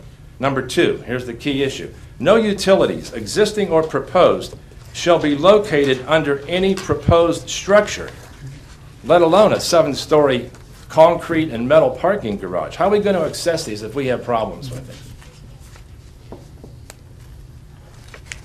Okay, the rest of that study actually is down at the code office if we need to look at it more. There's a few more pages that deal with easements, but the important thing is here is that they want us to protect our utilities and our infrastructure down there, and we're not doing that by having this massive garage hanging over it. I'm almost done. Under the lot exists, here's what's underneath there. Under the lot exists one of the main storm sewers of Athens. It's 6 feet in diameter and drains much of the north side of downtown, including the lower half of Court Street and all the area up around Carpenter and North Congress. After a good rain, it carries a tremendous amount of water. If we're ever to have a problem, it will result in big problems for that low-lying area, which is considered the floodplain down there. There's also a large sanitation line that runs parallel with it, and there's also a water line that runs parallel with it. So we have to be concerned about our utilities down there. I mean, this structure has so many concerns and problems and baggage. I can't even hardly believe we're even considering this thing. Like I say, the garage is the big issue here. Going over to the apartments, it's the same thing. It's totally ignoring our code again. The lot coverage should be 40%. It appears on here to be anywhere to 65 to 70%. It's like, let's see how many we can pack over here, and then go over to this parking garage and say, how high do we have to go to accommodate all the cars we just put over here on the residential side? That's not responsible, and that's not reasonable development. Okay, there's a density of about 150 tenants per acre. That's dense, hugely dense. There are almost 600 tenants on less than 4 acres. By comparison, University Commons had 440 tenants on 11 acres. Setback requirements are the same as for the garage. Again, the project doesn't seem to meet those requirements. They seem like they're ignored again. I mean, these variances are huge variances. We're not even sure if we can even give them any variances according to what it says in the code to begin with, so I'm just going on with these in case we get past that somehow or other. Just some general concerns. There's no landscaping done on the parking garage site as well. I mean, there's no room for it. You know, you need a little bit of soil on the edge to plant things. So the property is not contiguous, and it's not contiguous for a PUD status, And that puts this whole project into a highly questionable status to begin with. We're waiting all these weeks for an answer to come back on whether this is a PUD or not a PUD. I mean, what do we do with it? We need to know that before we can move on. I mean, do you have the ability to say this is a PUD, or are we waiting for Mr. Hunter on that? Okay. Bulk controls. You know, the code. The height restrictions, setbacks, lot coverage, they're in our code for a reason. They're in our code to control density. You control density by saying, don't build more than 40%. You control density by saying, don't go more than 35 feet. You protect your neighbor's property and your neighbor's rights by saying, don't build up to the property line. Back off 25 feet. Back off 40 feet. Back off 10 feet. These guys aren't backing off hardly at all. And that's devaluing our property, and it's detrimental to our property value, and it's detrimental to our tenants down there. Okay. This project needs to be done in a reasonable fashion, and I just have a few seconds to go. You know, what fits fit. Follow the code, put the apartments on the Bob site, put the parking in. If you want to maximize them, put the parking underneath the units. You still have the luxury of going over to the landmark, over to the parking garage, and having 90 more spaces. Who's ever had that luxury close by like that? So you could go and build the apartments, maximize, you know, like I say, what fits fits. You can't just go beyond that. So just, you know, we're asking for just reasonable, logical development and reasonable decisions from the Planning Commission when it comes to this huge project that will impact a lot of people. And I hate to see a 7-story parking garage. I mean, it's just, when I tell people about this, they say, you sure you got that right? I said, yeah, it's really a 7-story parking garage. I mean, we're out there educating people, and a lot of them can't believe this is even going on, so. Okay. Can All right. I Thank ask you. you a question? Yeah, she wants to ask you a question. Patrick, Pat. before you go, would you come around and use this map and show me where your properties are? In that booklet you've got, You could, it shows standing over at China Fortune, looking down Palmer Street. Yeah. Yes, sir. Where's that? no, we have a In this? booklet. See Mr. Rose's building. Okay, here's the parking garage. He's Okay. down. You come- Okay, here's my building. Well, actually, all this is my property along here. And you know, I've worked hard for that property. But it's a parking lot now. No, these are duplexes. Oh, okay. And the back of these houses, when you come out the back of these houses, you'd be looking at a 70-foot wall. And that's not gonna be pleasant. And that's devaluing my property. Now, how many of those are yours? I actually have 6 in a row here. So I am impacted big time, but I'm not here just because I'm next to them. I'm here because I'm a citizen of Athens for 40 years, and I think this project just isn't getting it. It's not right. Thank you. Like I That's- said, here's the parking garage. And it's right up. I mean, I will not see, those kids won't even see sunshine back there from the back of them. That thing ever was right. Thank you. Who, Thanks. I don't know who had their hand up first. They're you and you, right? Okay. This picture right here, those are Oh. Patrick's. Oh, okay. There's the garage around it. Thank you. Appreciate all your hard work, public service. I know it sometimes can be difficult. As a member of Athens City Council. Tell us who we I'm sorry, are. Scott Who you Hunter. are. Scott Bless Hunter, you. 32 West Stimson Avenue, across the street from Bob's Supermarket. We know, but the, I has to be understand. on the. Thank you. As a member of Athens City Council for most of the 1990s, I was involved in several projects, one being University Commons.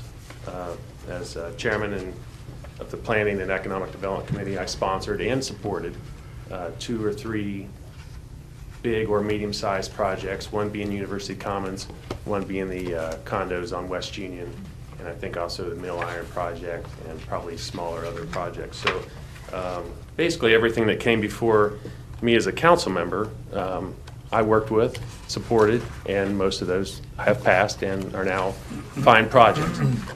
I do think this project is just too big.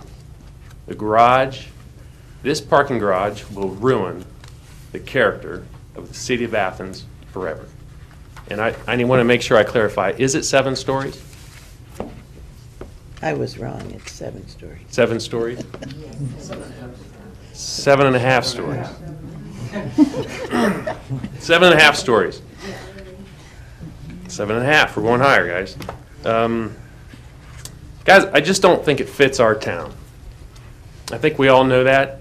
I think this little scaled photo, which they show from Stimson Avenue over the bank with a parking garage in the background, let's get a realistic scaled photo of a parking garage and set it down there and see what it's going to do. All those houses are 2 stories now. This is going to tower 5.5 stories above the houses that exist now, if my math is correct. So basically, the height of our parking garage out here will be the height above the rooftop in that whole area. There's not one building down there that I think is more than 2 stories, including any of the commercial on Stimson Avenue, except for Guy Phillips's property on 20 West Stimson Avenue across from the new-to-use shop. That's a 3-story building. But everything around it is 2. So it's going to tower 5.5 stories above everything that exists down there. It's not going to look right. And I wasn't really aware of Patrick's number, but how about the lot coverage of the parking garage? Do we know that number? Okay. Looks like And the whole and thing. the setbacks are exactly supposed to have 45 feet in the back, 25 feet in the front, 10 I on think each that's a side. part of their need for variances, is it doesn't meet all those requirements. I think. I understand. It's my understanding. So another thing that does bother me, it seems that with the size of the garage, the character of the city is in jeopardy, but it seems like we're trying to make their numbers work because we all know the rumor that they need the size to make their numbers work. The 40% lot coverage was put in place years ago so things would remain what Athens is. And we don't change them now because of numbers. I remember working with University Commons. The owners down there were not happy that we were making them do 1 parking spot per bedroom. It was a new change in the code. We did it for a reason. We did it because parking is a problem in this town, and requirements over the years now, and that has helped. Parking is better now because of projects. But why would we bend the rules so much and ruin our character? Why are we doing this? Why are we considering doing it? I'm not saying you guys have even done it yet. It just seems like we're blowing it a little bit too much here. Seems to me. How about the number of votes required by city council with this mega variance, number of mega variances? You mean us or city council? City council. How many votes does it? It takes a supermajority To change your to change a recommendation. recommendation that we would send to them. Right? Otherwise, it's. But if it's just a majority if they don't make any changes. 4. 4. 4 out of 7 votes of council. But because of all the different variants, it doesn't change that number? So you guys approve the project. If you approve it, they need 4 out of 7. If we approved it, but if they didn't like it and they wanted to change it, then they have to have a supermajority to You do need a that. supermajority for approval of any variances also. Any variances, That's a yeah. recent change also. Can someone explain? Can you explain that to me? I don't understand it. Well, it's 6, isn't it? 6 out of the 6, they'd have to have 6 It says a votes. 3/4 majority to approve any request for variance. So they'd have to have 6 people. So they're asking for many variances, so they need, because they're having extra variances required, and these are mega variances, as we know, city council needs 6 out of 7 votes for this to pass? That's my understanding. And of course, on here, they need to have 3 affirmative votes. 3 votes. But because of the variances, when it goes to city council, it needs 6 out of 7 votes of city council to pass. That's what the rules of the city council set up for themselves, yes. And when did that law pass? That's the same one that Patrick read. Right. What he was reading to you. This is in that plan unit development. I don't know, but this, January 20th, 2004. That was instituted before that. That was before Before that. that was, the vote As was, the mayor mentioned, that was a result of the Herald Square project, that's right. because the planning commission, But they never built that, did they? No. No. the mayor mentioned when Diversified Properties came through with their Yeah. Herald Square project on the backside of the fairgrounds over there. The way the regulations were written at the time, it said that the planning commission could grant variances for lot size, setbacks, lot coverage, and number of buildings on a lot. The planning commission could do that. When your recommendation went to council about Herald Square, council questioned, why don't we have an attachment here that says, and these variances are needed? Well, the answer was, the code didn't require them. The planning commission granted them as per what the code said. So right after that, council changed it, and that section related to planning commission's authority to grant some types of variances, not parking or anything like that, just lot size, lot setback, lot coverage, some of those really bulk issues. Council tagged on to the front of that with concurrence of 3/4 majority of council, the following variances with recommendation from the planning commission may be approved. So it looks to me, in my opinion, some variances would only need a majority of council, say for parking. Others related to lot size, lot coverage, building height, setbacks, require a 3/4 majority of council. So a lot of this was a washout from the Herald Square project. Now, the section that Patrick read a while back, that was an amendment added by council, probably a year or so even beyond that, where the section was added at the beginning of the PUD regulations that everything had to comply with the most restrictive code. Prior to that, it used to say if there was a conflict between the PUD regs and the zoning code, the PUD regs would prevail. Council amended it to say the most restrictive would prevail when there was a conflict. So obviously, it's always going to be the zoning code is going to be the highest standard. So there's a little explanation about the legislative history. Okay. I will close. I would like to ask a question. What's the density in the apartment building area, lot, the building coverage? 1,250 square feet per unit. Percentage? The percentage of the It's not a total? percentage, there's just a lot area per unit. Can be a, hang on. But do we know what these buildings cover as far as percentage of lot coverage? No, I haven't calculated that yet. Okay. That's not in the code anymore. 56.6%, the garage and the apartment building section, 56% lot coverage of both the apartment building? No way. Both sides. Both sides, okay. There's a lot of green space in the apartment side. Yeah, there's, and it all depends too, when you calculate it, if you, I mean, it's been discussed, do you include the parking garage area or not? That number might fall down close to 40% if you did not include the parking garage site and only considered the Bob landmark area. You've got some drawings there, I think, that show quite a bit of green space. I mean, the open spaces, or the spaces not occupied by buildings, are illustrated in green, where the buildings are illustrated in yellow. So it's nowhere near, there's a lot of open space, especially if you don't look at the garage. You don't look at it, but it's going to be 7.5 stories. Okay. Another thing, you know, because you're bound by the strictest requirements, as far as zoning is concerned are a little different, actually, than what Mr. Hunter just mentioned. It used to be that the PUD regs said there had to be a parking space per bedroom. Now the code says a parking space per occupant. So anybody in the rental business in town knows that all you need is 120 square feet or a room 10 by 12 to get 2 people in it. So it used to be that it was a function of the bedrooms, now it's a function of the number of people. Number of people in the bedrooms. So that's a little stricter. And to answer the question about density, there are several different ways to calculate density. People per acre units per land area, square footage or acreage, density, covered with buildings and parking. But the zoning code just says 1,250 square feet of lot area per unit. Now, that can be a unit with one person in it, or that could be a unit with 5 people in it. So it's, you really can't compare number. Our code doesn't compare people to area.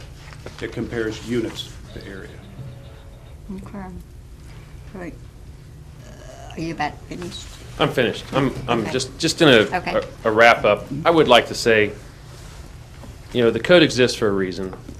Density here seems to be blown out of the water, 56%. We have 40% in our code. The parking garage, 7.5-story parking garage. Guys, it's just not going to fit down there. It's gonna ruin our little town. It's just not what's designed to be put down there in a residential neighborhood. I'm not against apartments in this area. I would like to see the Bob's area remain commercial, if possible. My property is across the street from it, so I do have a little interest in it. But my main opposition is a 7.5-story parking garage. Thank you very much. Thank you. I'll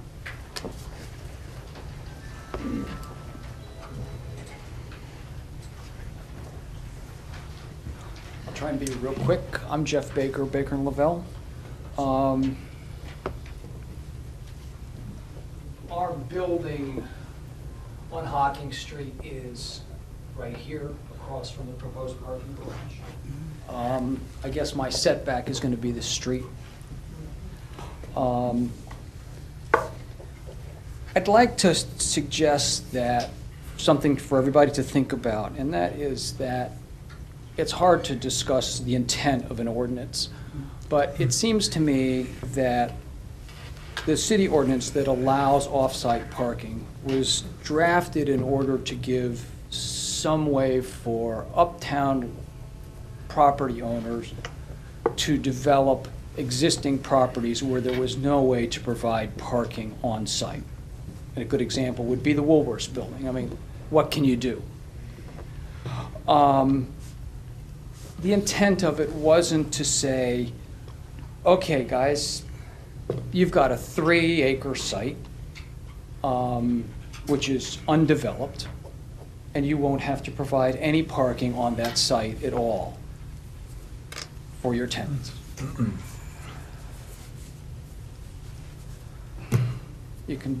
I had a hard time with this argument because I wasn't really sure about whether we should discuss what the intent was. But I think that it's pretty clear that on this kind of site, you should be able to provide the parking. What the redesign of the Stimson Avenue corridor has done to their parking, which was already less than up to code even with the parking garage, I don't know. Everybody that's spoken, all the landlords who have spoken tonight or this afternoon, I know have provided parking as required by code. It's what we were asked to do, that's what we do. There's one other little note that I would like to point out. I did talk to David Panage of Panage and Knoll, who originally bought this park, the lot at the end of Hocking Street from Bob Meredith, or tried to buy it. When they did their test borings, they ran into a 1 to 2 foot thick layer of, as David described it, goo. The test borers, who I think was Geotech out of Columbus, called them and they came down. And this was a number of years ago. Granted, people were a lot more uptight about what was below surfaces, especially banks. And Panage and Knoll basically bailed on their idea of the project right away. I don't know what they're going to do for foundation for the parking garage. I suspect it's going to be some kind of pillars, but something's got to happen with the soil that's there. It may just be able to be trucked to a fairly innocuous site and gotten rid of, but I think that's something that we should think about as an issue. And you guys could, I'm sure David Panage would be glad to tell you what he knows about the site. It was a number of years ago, but if you don't already know, we can fill you in. I'm sure he'd be glad to do that. Thanks. Okay, thank you. Okay.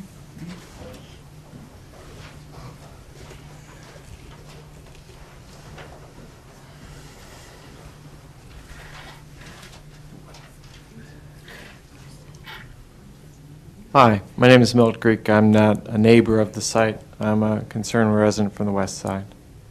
I'm sure this has been one of your more difficult days, and I'm sorry that you have to hear another person drone on. I come prepared with remarks about how I saw the site going and all. I think in light of what's been said so far, I have to say that I urge the project be tabled for further citizen input.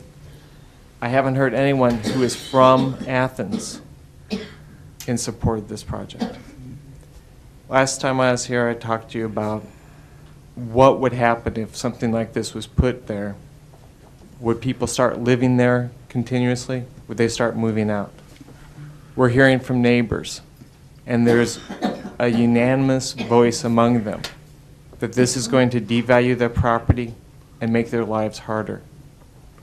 What that means is that if this project goes on as it stands now, what will happen is there will be a flight of residents and a flight of those valuing property from the area, and there will be a degrading of the housing stock and an increased mobilization of the neighborhood. That is not a good thing, and that could easily spill over into other sections of the city. I want to make mention of the women who have come here from the retirement home.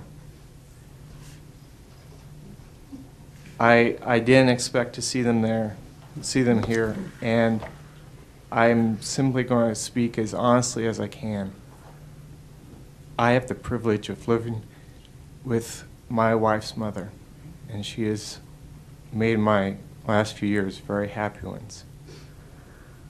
The older people of our community are some of the most valuable and important, and how we treat them is how we see our own future. If you would want to live next to this site, as they will, then I urge you to approve it. If you would look at this site and agree with them that this is not where you would want to live, then I urge you to make the site something that you would want to live next to. You all can go home to your community, to wherever you want to live. This is their home. This is where they will live. And their fate is in your hands. You've heard a lot of ideas, a lot of rationales, a lot of reasonable thinking from both sides. I urge you to think with your hearts and consider the good of our community and the value of our citizens. Good luck to you. Thank you. Anybody else? Can I have 3 minutes? Yeah, he had his hand up just a little bit before you did. You can be next. David Sturbois, Athens, Ohio. I'd like to just present a little perspective on what will happen if this was in place now. The issue seems to be parking, and all the parking for this whole area would be here. If this is in place, say in the fall, when the residents come back to Athens, ideally, of course, they're going to park their cars in the garage, and then they're going to wheel their suitcases over here to their apartments. But what's really going to happen is they're going to bring in the trucks and the trailers and everything else, and they're going to park down Stimson Avenue, they're going to park on Kern, the alley, every place they can possibly get to get close to their residences. There's no access into this place anywhere except on foot from the perimeter. And that's a bad design. It'll cause terrible problems several times a year, and problems for the person who lives here, who parks here and has to get there in the middle of the night. So that's it. Okay, thank you. Yes, sir.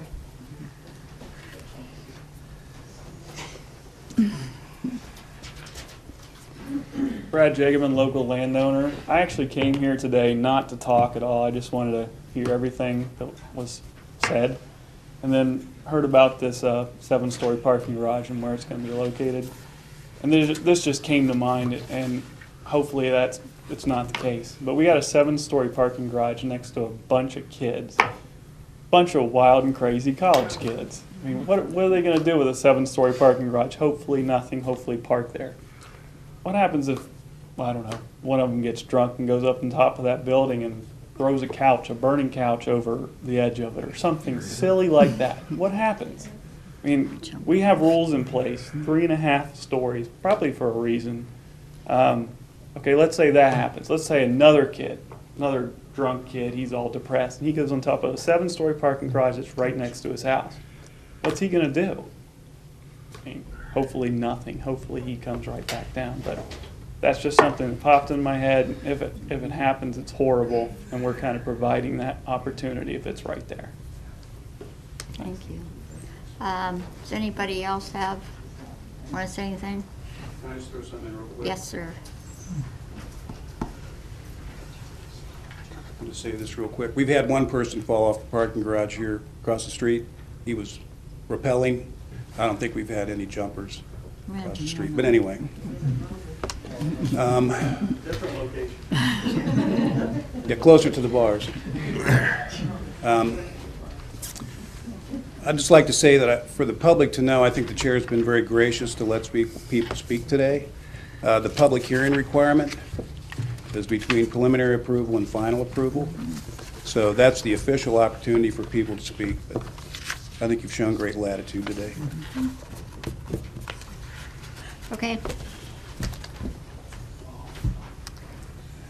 I am waiting for someone to do something here, which I can't do. Okay.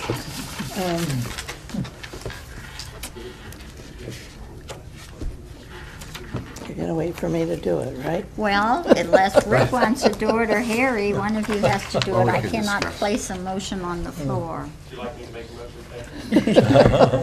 I think I'm capable. You're not on the, you two were on together, weren't you? Yeah.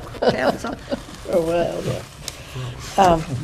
Okay, I move preliminary approval for this project with the proviso that after preliminary approval that we get the definitive ruling from the law director about tying the parking garage to the apartment complex, and with instructions on how to do it legally since both the properties are leased. And I guess that's the only thing that we really have to do at this point. Second. To require, okay. Okay, is there any other discussion? I think, I would just like to say that I think the comprehensive plan that was greeted with a lot of pleasure by the various groups that participated in developing it made it quite clear that there was a recommendation that higher density areas around the campus should be established, partly to prevent the mobilization of R1 neighborhoods into student rental neighborhoods farther around the city, and that having this project also will, according to the design that the developers have presented, will also start us on a streetscape type redesign for Stimson, which was another recommendation in that comprehensive plan, that Stimson neighborhood be,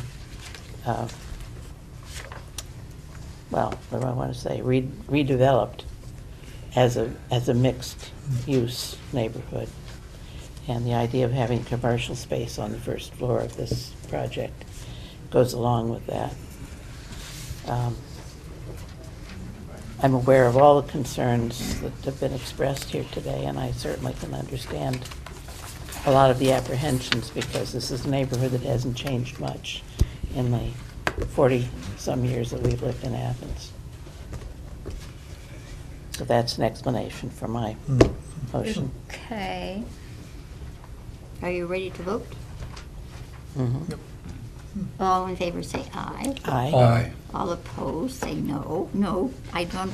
You know, my philosophy is that we shouldn't get preliminary approval to a project that has many, many things that need attention. I just feel that it's encouraging the developers and that those changes should be made before we even discuss any of these things. So, and I should also like to point out that the comprehensive plan has not been adopted, so whatever's in there doesn't apply to this at all. So you're under the old plan. It's the spirit of it. But that means that you've approved it. I mean, it's been approved by the Planning Commission for preliminary approval. And that there'll be a chance for a public hearing before final approval. Right. That's right. I don't know. When some of these Madam questions Chairman, may if be this is answered. the right time or not, but I think somehow, maybe down under other business, we should start to wield the motion to change the M district between Crooks and Walworth. We want to do that no matter what. To change what? M The district. to R3. Oh, yes. We tried that before. So I don't know if Okay, you we're want a not motion or finished. something like that. We're not finished. Would you all be quiet? We have to finish our meeting. Please come to order. You Please can- come to We're order. not finished with our meeting We're in the yet. midst of our meeting. You can leave if you want You to, can but leave. quietly and But don't quietly, talk. please. We still have a whole thing here to do. Okay. All right, you're allowed to tiptoe out. And you can talk when you get outside. Okay, communications, we had a communication from John Burns, or Rick did, about the dirt at at Campus Edge. Yeah. I, No, this is the rest It's of the the regular meeting. session. It's the rest of the agenda. They were all talking and we couldn't do our meeting. We have 3, 4, 5, 6, and 7 to go yet. I've lost. Chairman, one of the things when we were going through It looks like this. the campus edge before was the concern of the movement of dirt, and so I had requested the developer make contact with the adjoining property owner at Ohio University to see if they could dispose of it there to keep it off the city streets. This is just a letter acknowledging that the university has entered into an agreement with them for up to 250,000 cubic yards that would be spread on university property adjacent to it and therefore not go out on the streets. So I thought that should become a part of the file. Okay. When are they coming back here? Does anybody know? They have, go ahead, Steve. I think I have an understanding of it, but you probably know it better.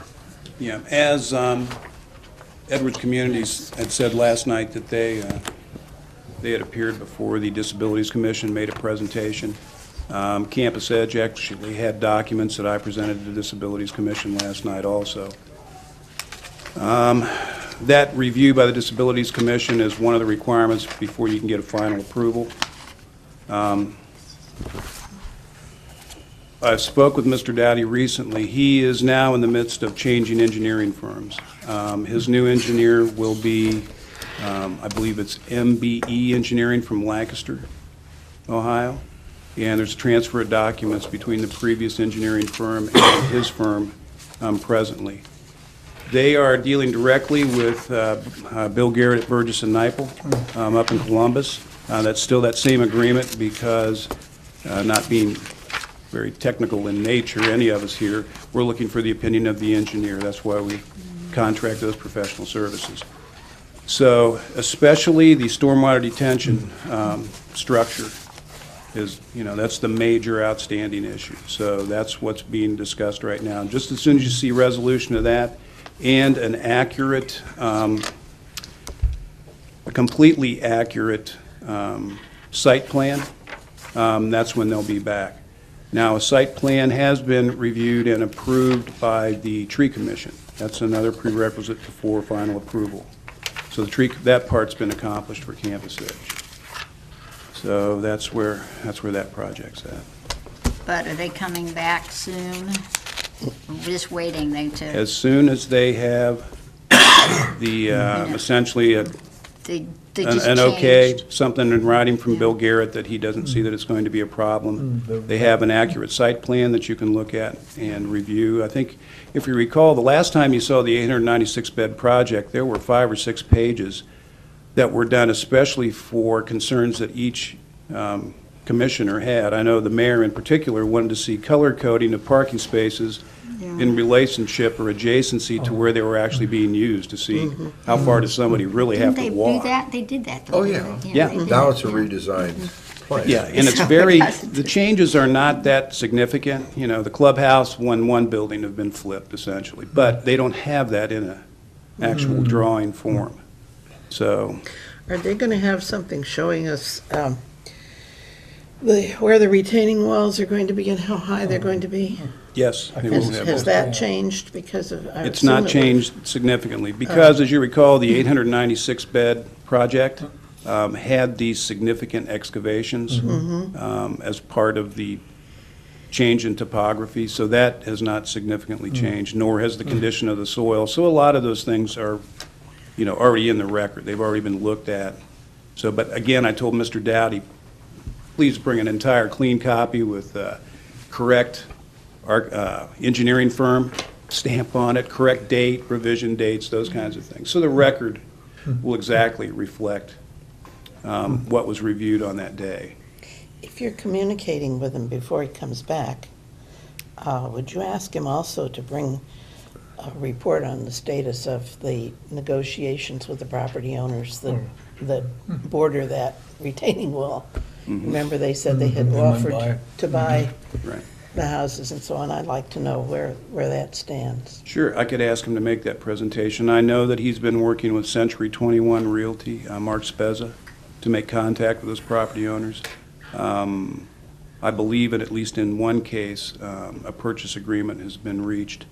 But Mr. Dowdy would be the one to have to give you the exact, here's the owners we've talked to, here's where we're at this time.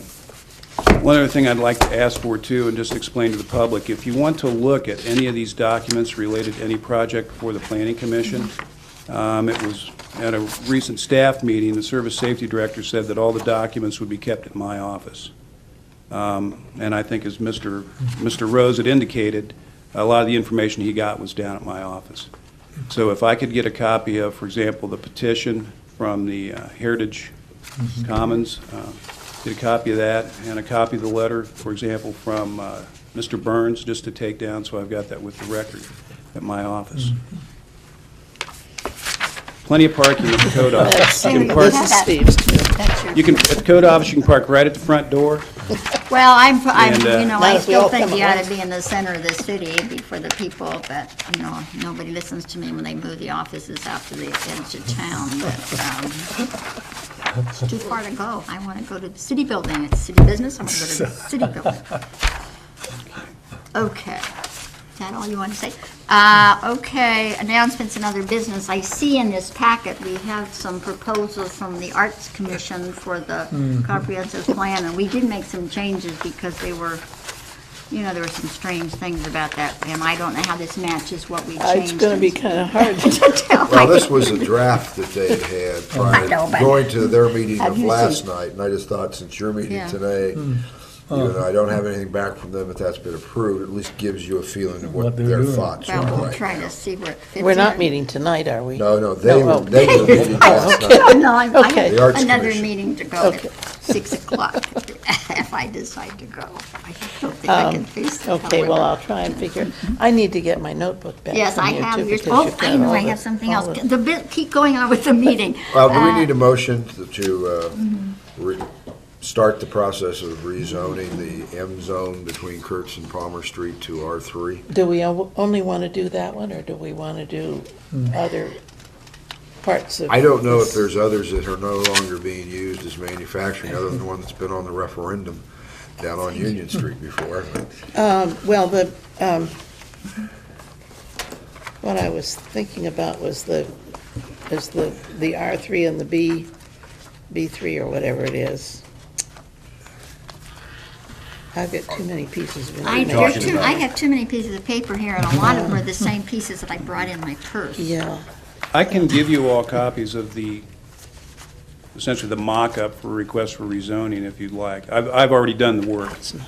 Well, Although you don't want to charge yourselves, do you? I didn't know what to put in there for the fee. we don't You charge us. you We request get a fee free. waiver. This is all in this memo to me, isn't it? We get free. We're allowed free. What, the memo to you has February, the zoning January- changes? Well, in it has the proposed R3. Damn it, No, I we don't can't have that. find We what I don't have was that. looking for. See, it says, see how it's surrounded by R3, et cetera. and then It's got a copy. Here it of- is. Oh, in there, yeah. The front part is B3, that's all right, Avenue. isn't it? It can have the first floor If they have a commercial grocery and store then, in there, well, but. Well, the question, but it's this R3 back here that I was wondering about. Yeah, and then over here is the, Manufacturing. the question we got into back when the Cornwell building up on Court Street was at that time, the Planning Commission and Council said all 3 buildings that he built, the first floor was commercial. He tried for a long time.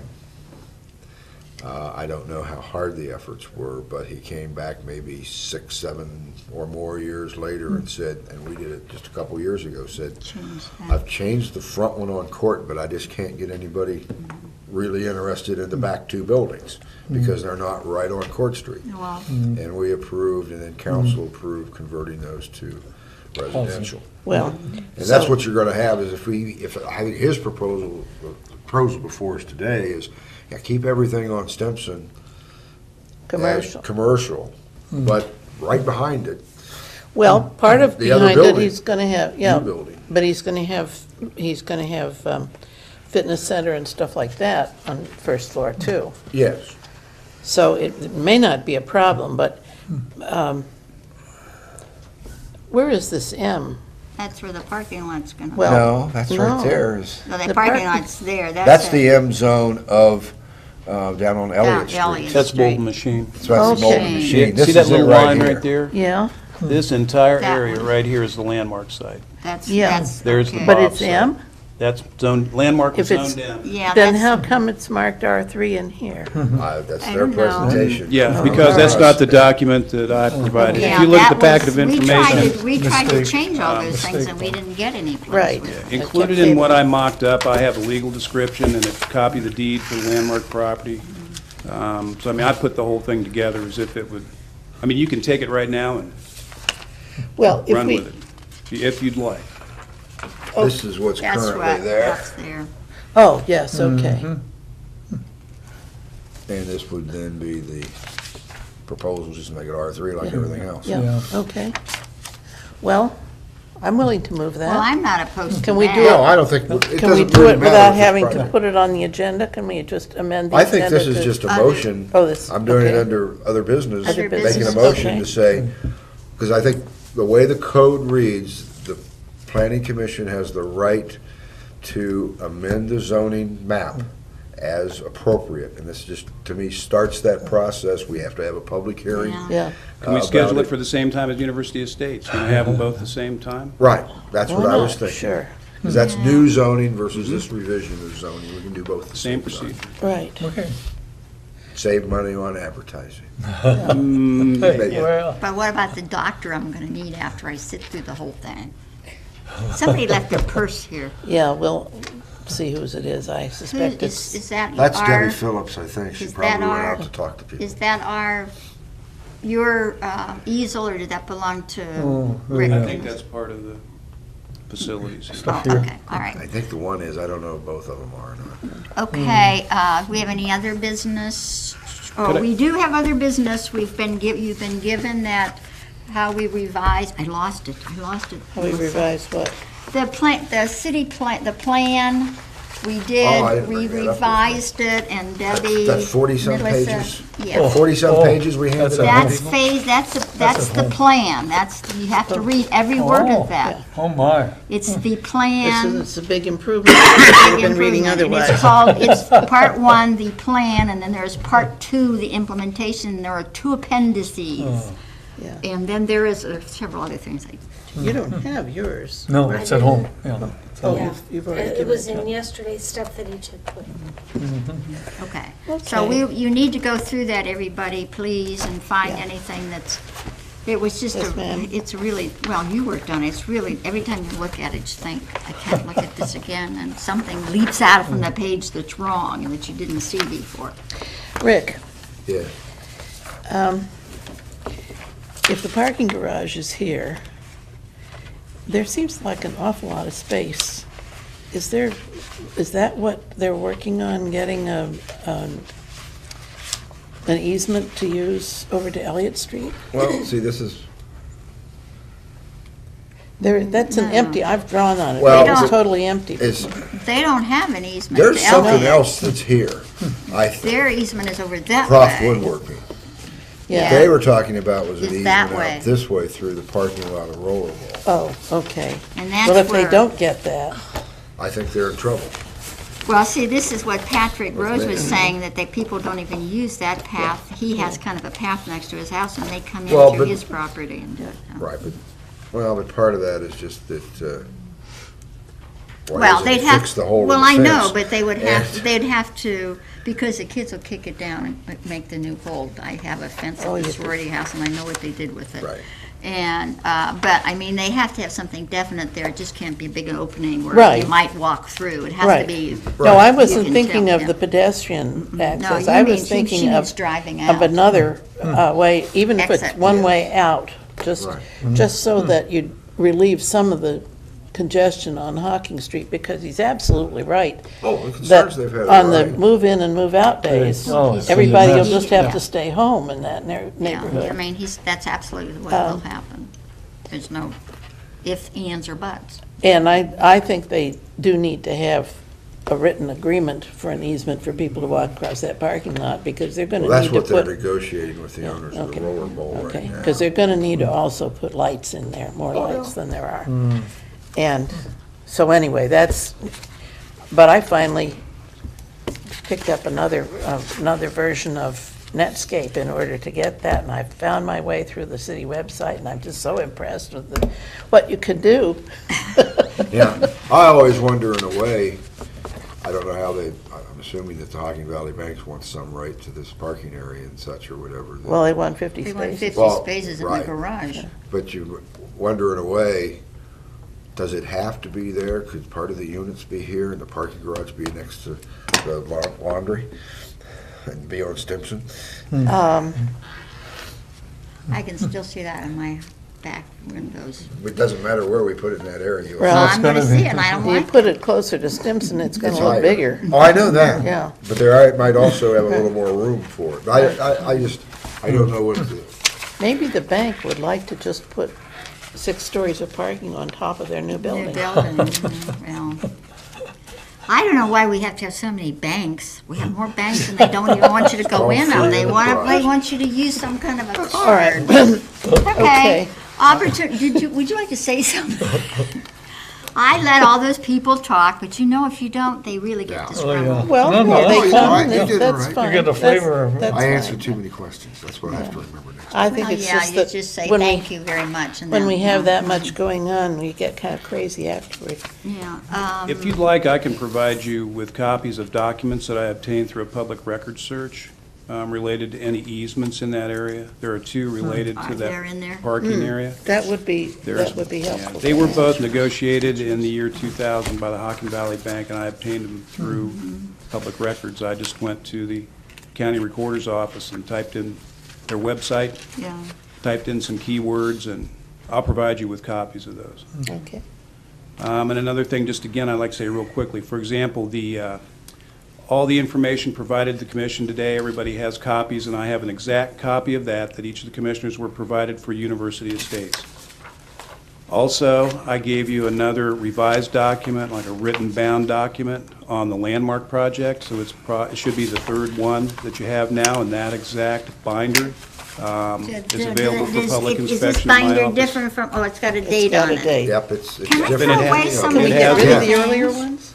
Pardon me? Can we get rid of the earlier ones? Or give them back to I you? would say so, yeah. I have got stacks of But I things have, like because it this. is a public record, I have them all at my office, and Yeah, they're all you have to identified keep as them what version they are. Well, Yeah, the one at home is because I enough for brought me. stuff with me, and I don't know quite how they match right now, but I'll get rid of the one I brought with me. and The keep newest document that I provided to you today was transmitted to me from Ryan Pearson, from the EDGE Group last night at the Disabilities Okay, Commission then meeting. this is the same one, this one? That is a completely different document, which I'll refer to as the third bit of public I information that I know, but have. it says, This is the latest, not the what you Edge have Group, there it's is the latest version of Yeah, Campus it's Edge also, that was provided to me by Byron Dowdy, Mr. Tom Dowdy's son, approximately 2 We got weeks 2 ago. Campus Edge ones there. well, that's the So- new one, see, this is very an good. The old one one. that, Yeah, you can throw that one away. yeah, that's the latest. right there. Okay, Okay. the one that I just November gave you. 21st, '05 is bad. If you, For the noise camp. they've always got a date on them. Report. Normally, they have the same cover sheet. There's the key thing to different look date. at right there. Thank you. Because I got on these any two things. copies, for example, too, of this, if you've got, Thank I got 2 copies of that. this time they changed the picture on the front, but the 2 previous versions had the same Same cover picture. picture. You have to look at the date. Well, they only gave us 5, so I gave one to Steve. And again, everything that commissioners have is available for public inspection at the code office. Melissa has the Do you for need the this public. back? No. Well, don't Melissa I has have one. 2 copies of Melissa has Here's one that everything? belongs to Steve has Steve. one, the other This three is- are the That's Steve, this Steve's. is yours. But I have 2 of them. 2 of 1. No, I've got one. Well, you just gave me that to show me Oh, that excuse me, picture. yes, this is I have mine. 2 of those. Don't I have 2 of those? Well, I'll take one then. Well, no, this is mine that I wrote in, Well, then I'll take the other. or is that this one I wrote in? Okay, minutes. Got this. Minutes? You need a Because I copy of forgot that? to, I can't. maybe that's probably the one Melissa brought up that we kept the file copy downstairs. I move that we approve the minutes for the Oh, February I'm sorry, I'm 16th. not paying attention Second. to, I'm cleaning my files instead of being the chair. I think I'm an idiot. We moved to approve them. Is there a second to that motion? Yes, I second. Yes. Okay, all in favor, say aye. Aye. Okay. What else do I have here? I have to give this to You have Melissa. Move to adjourn? Move to Adjourn. adjourn. This is trash. You don't have to have a Now, let's see, second this- like that, you know. Belongs with this.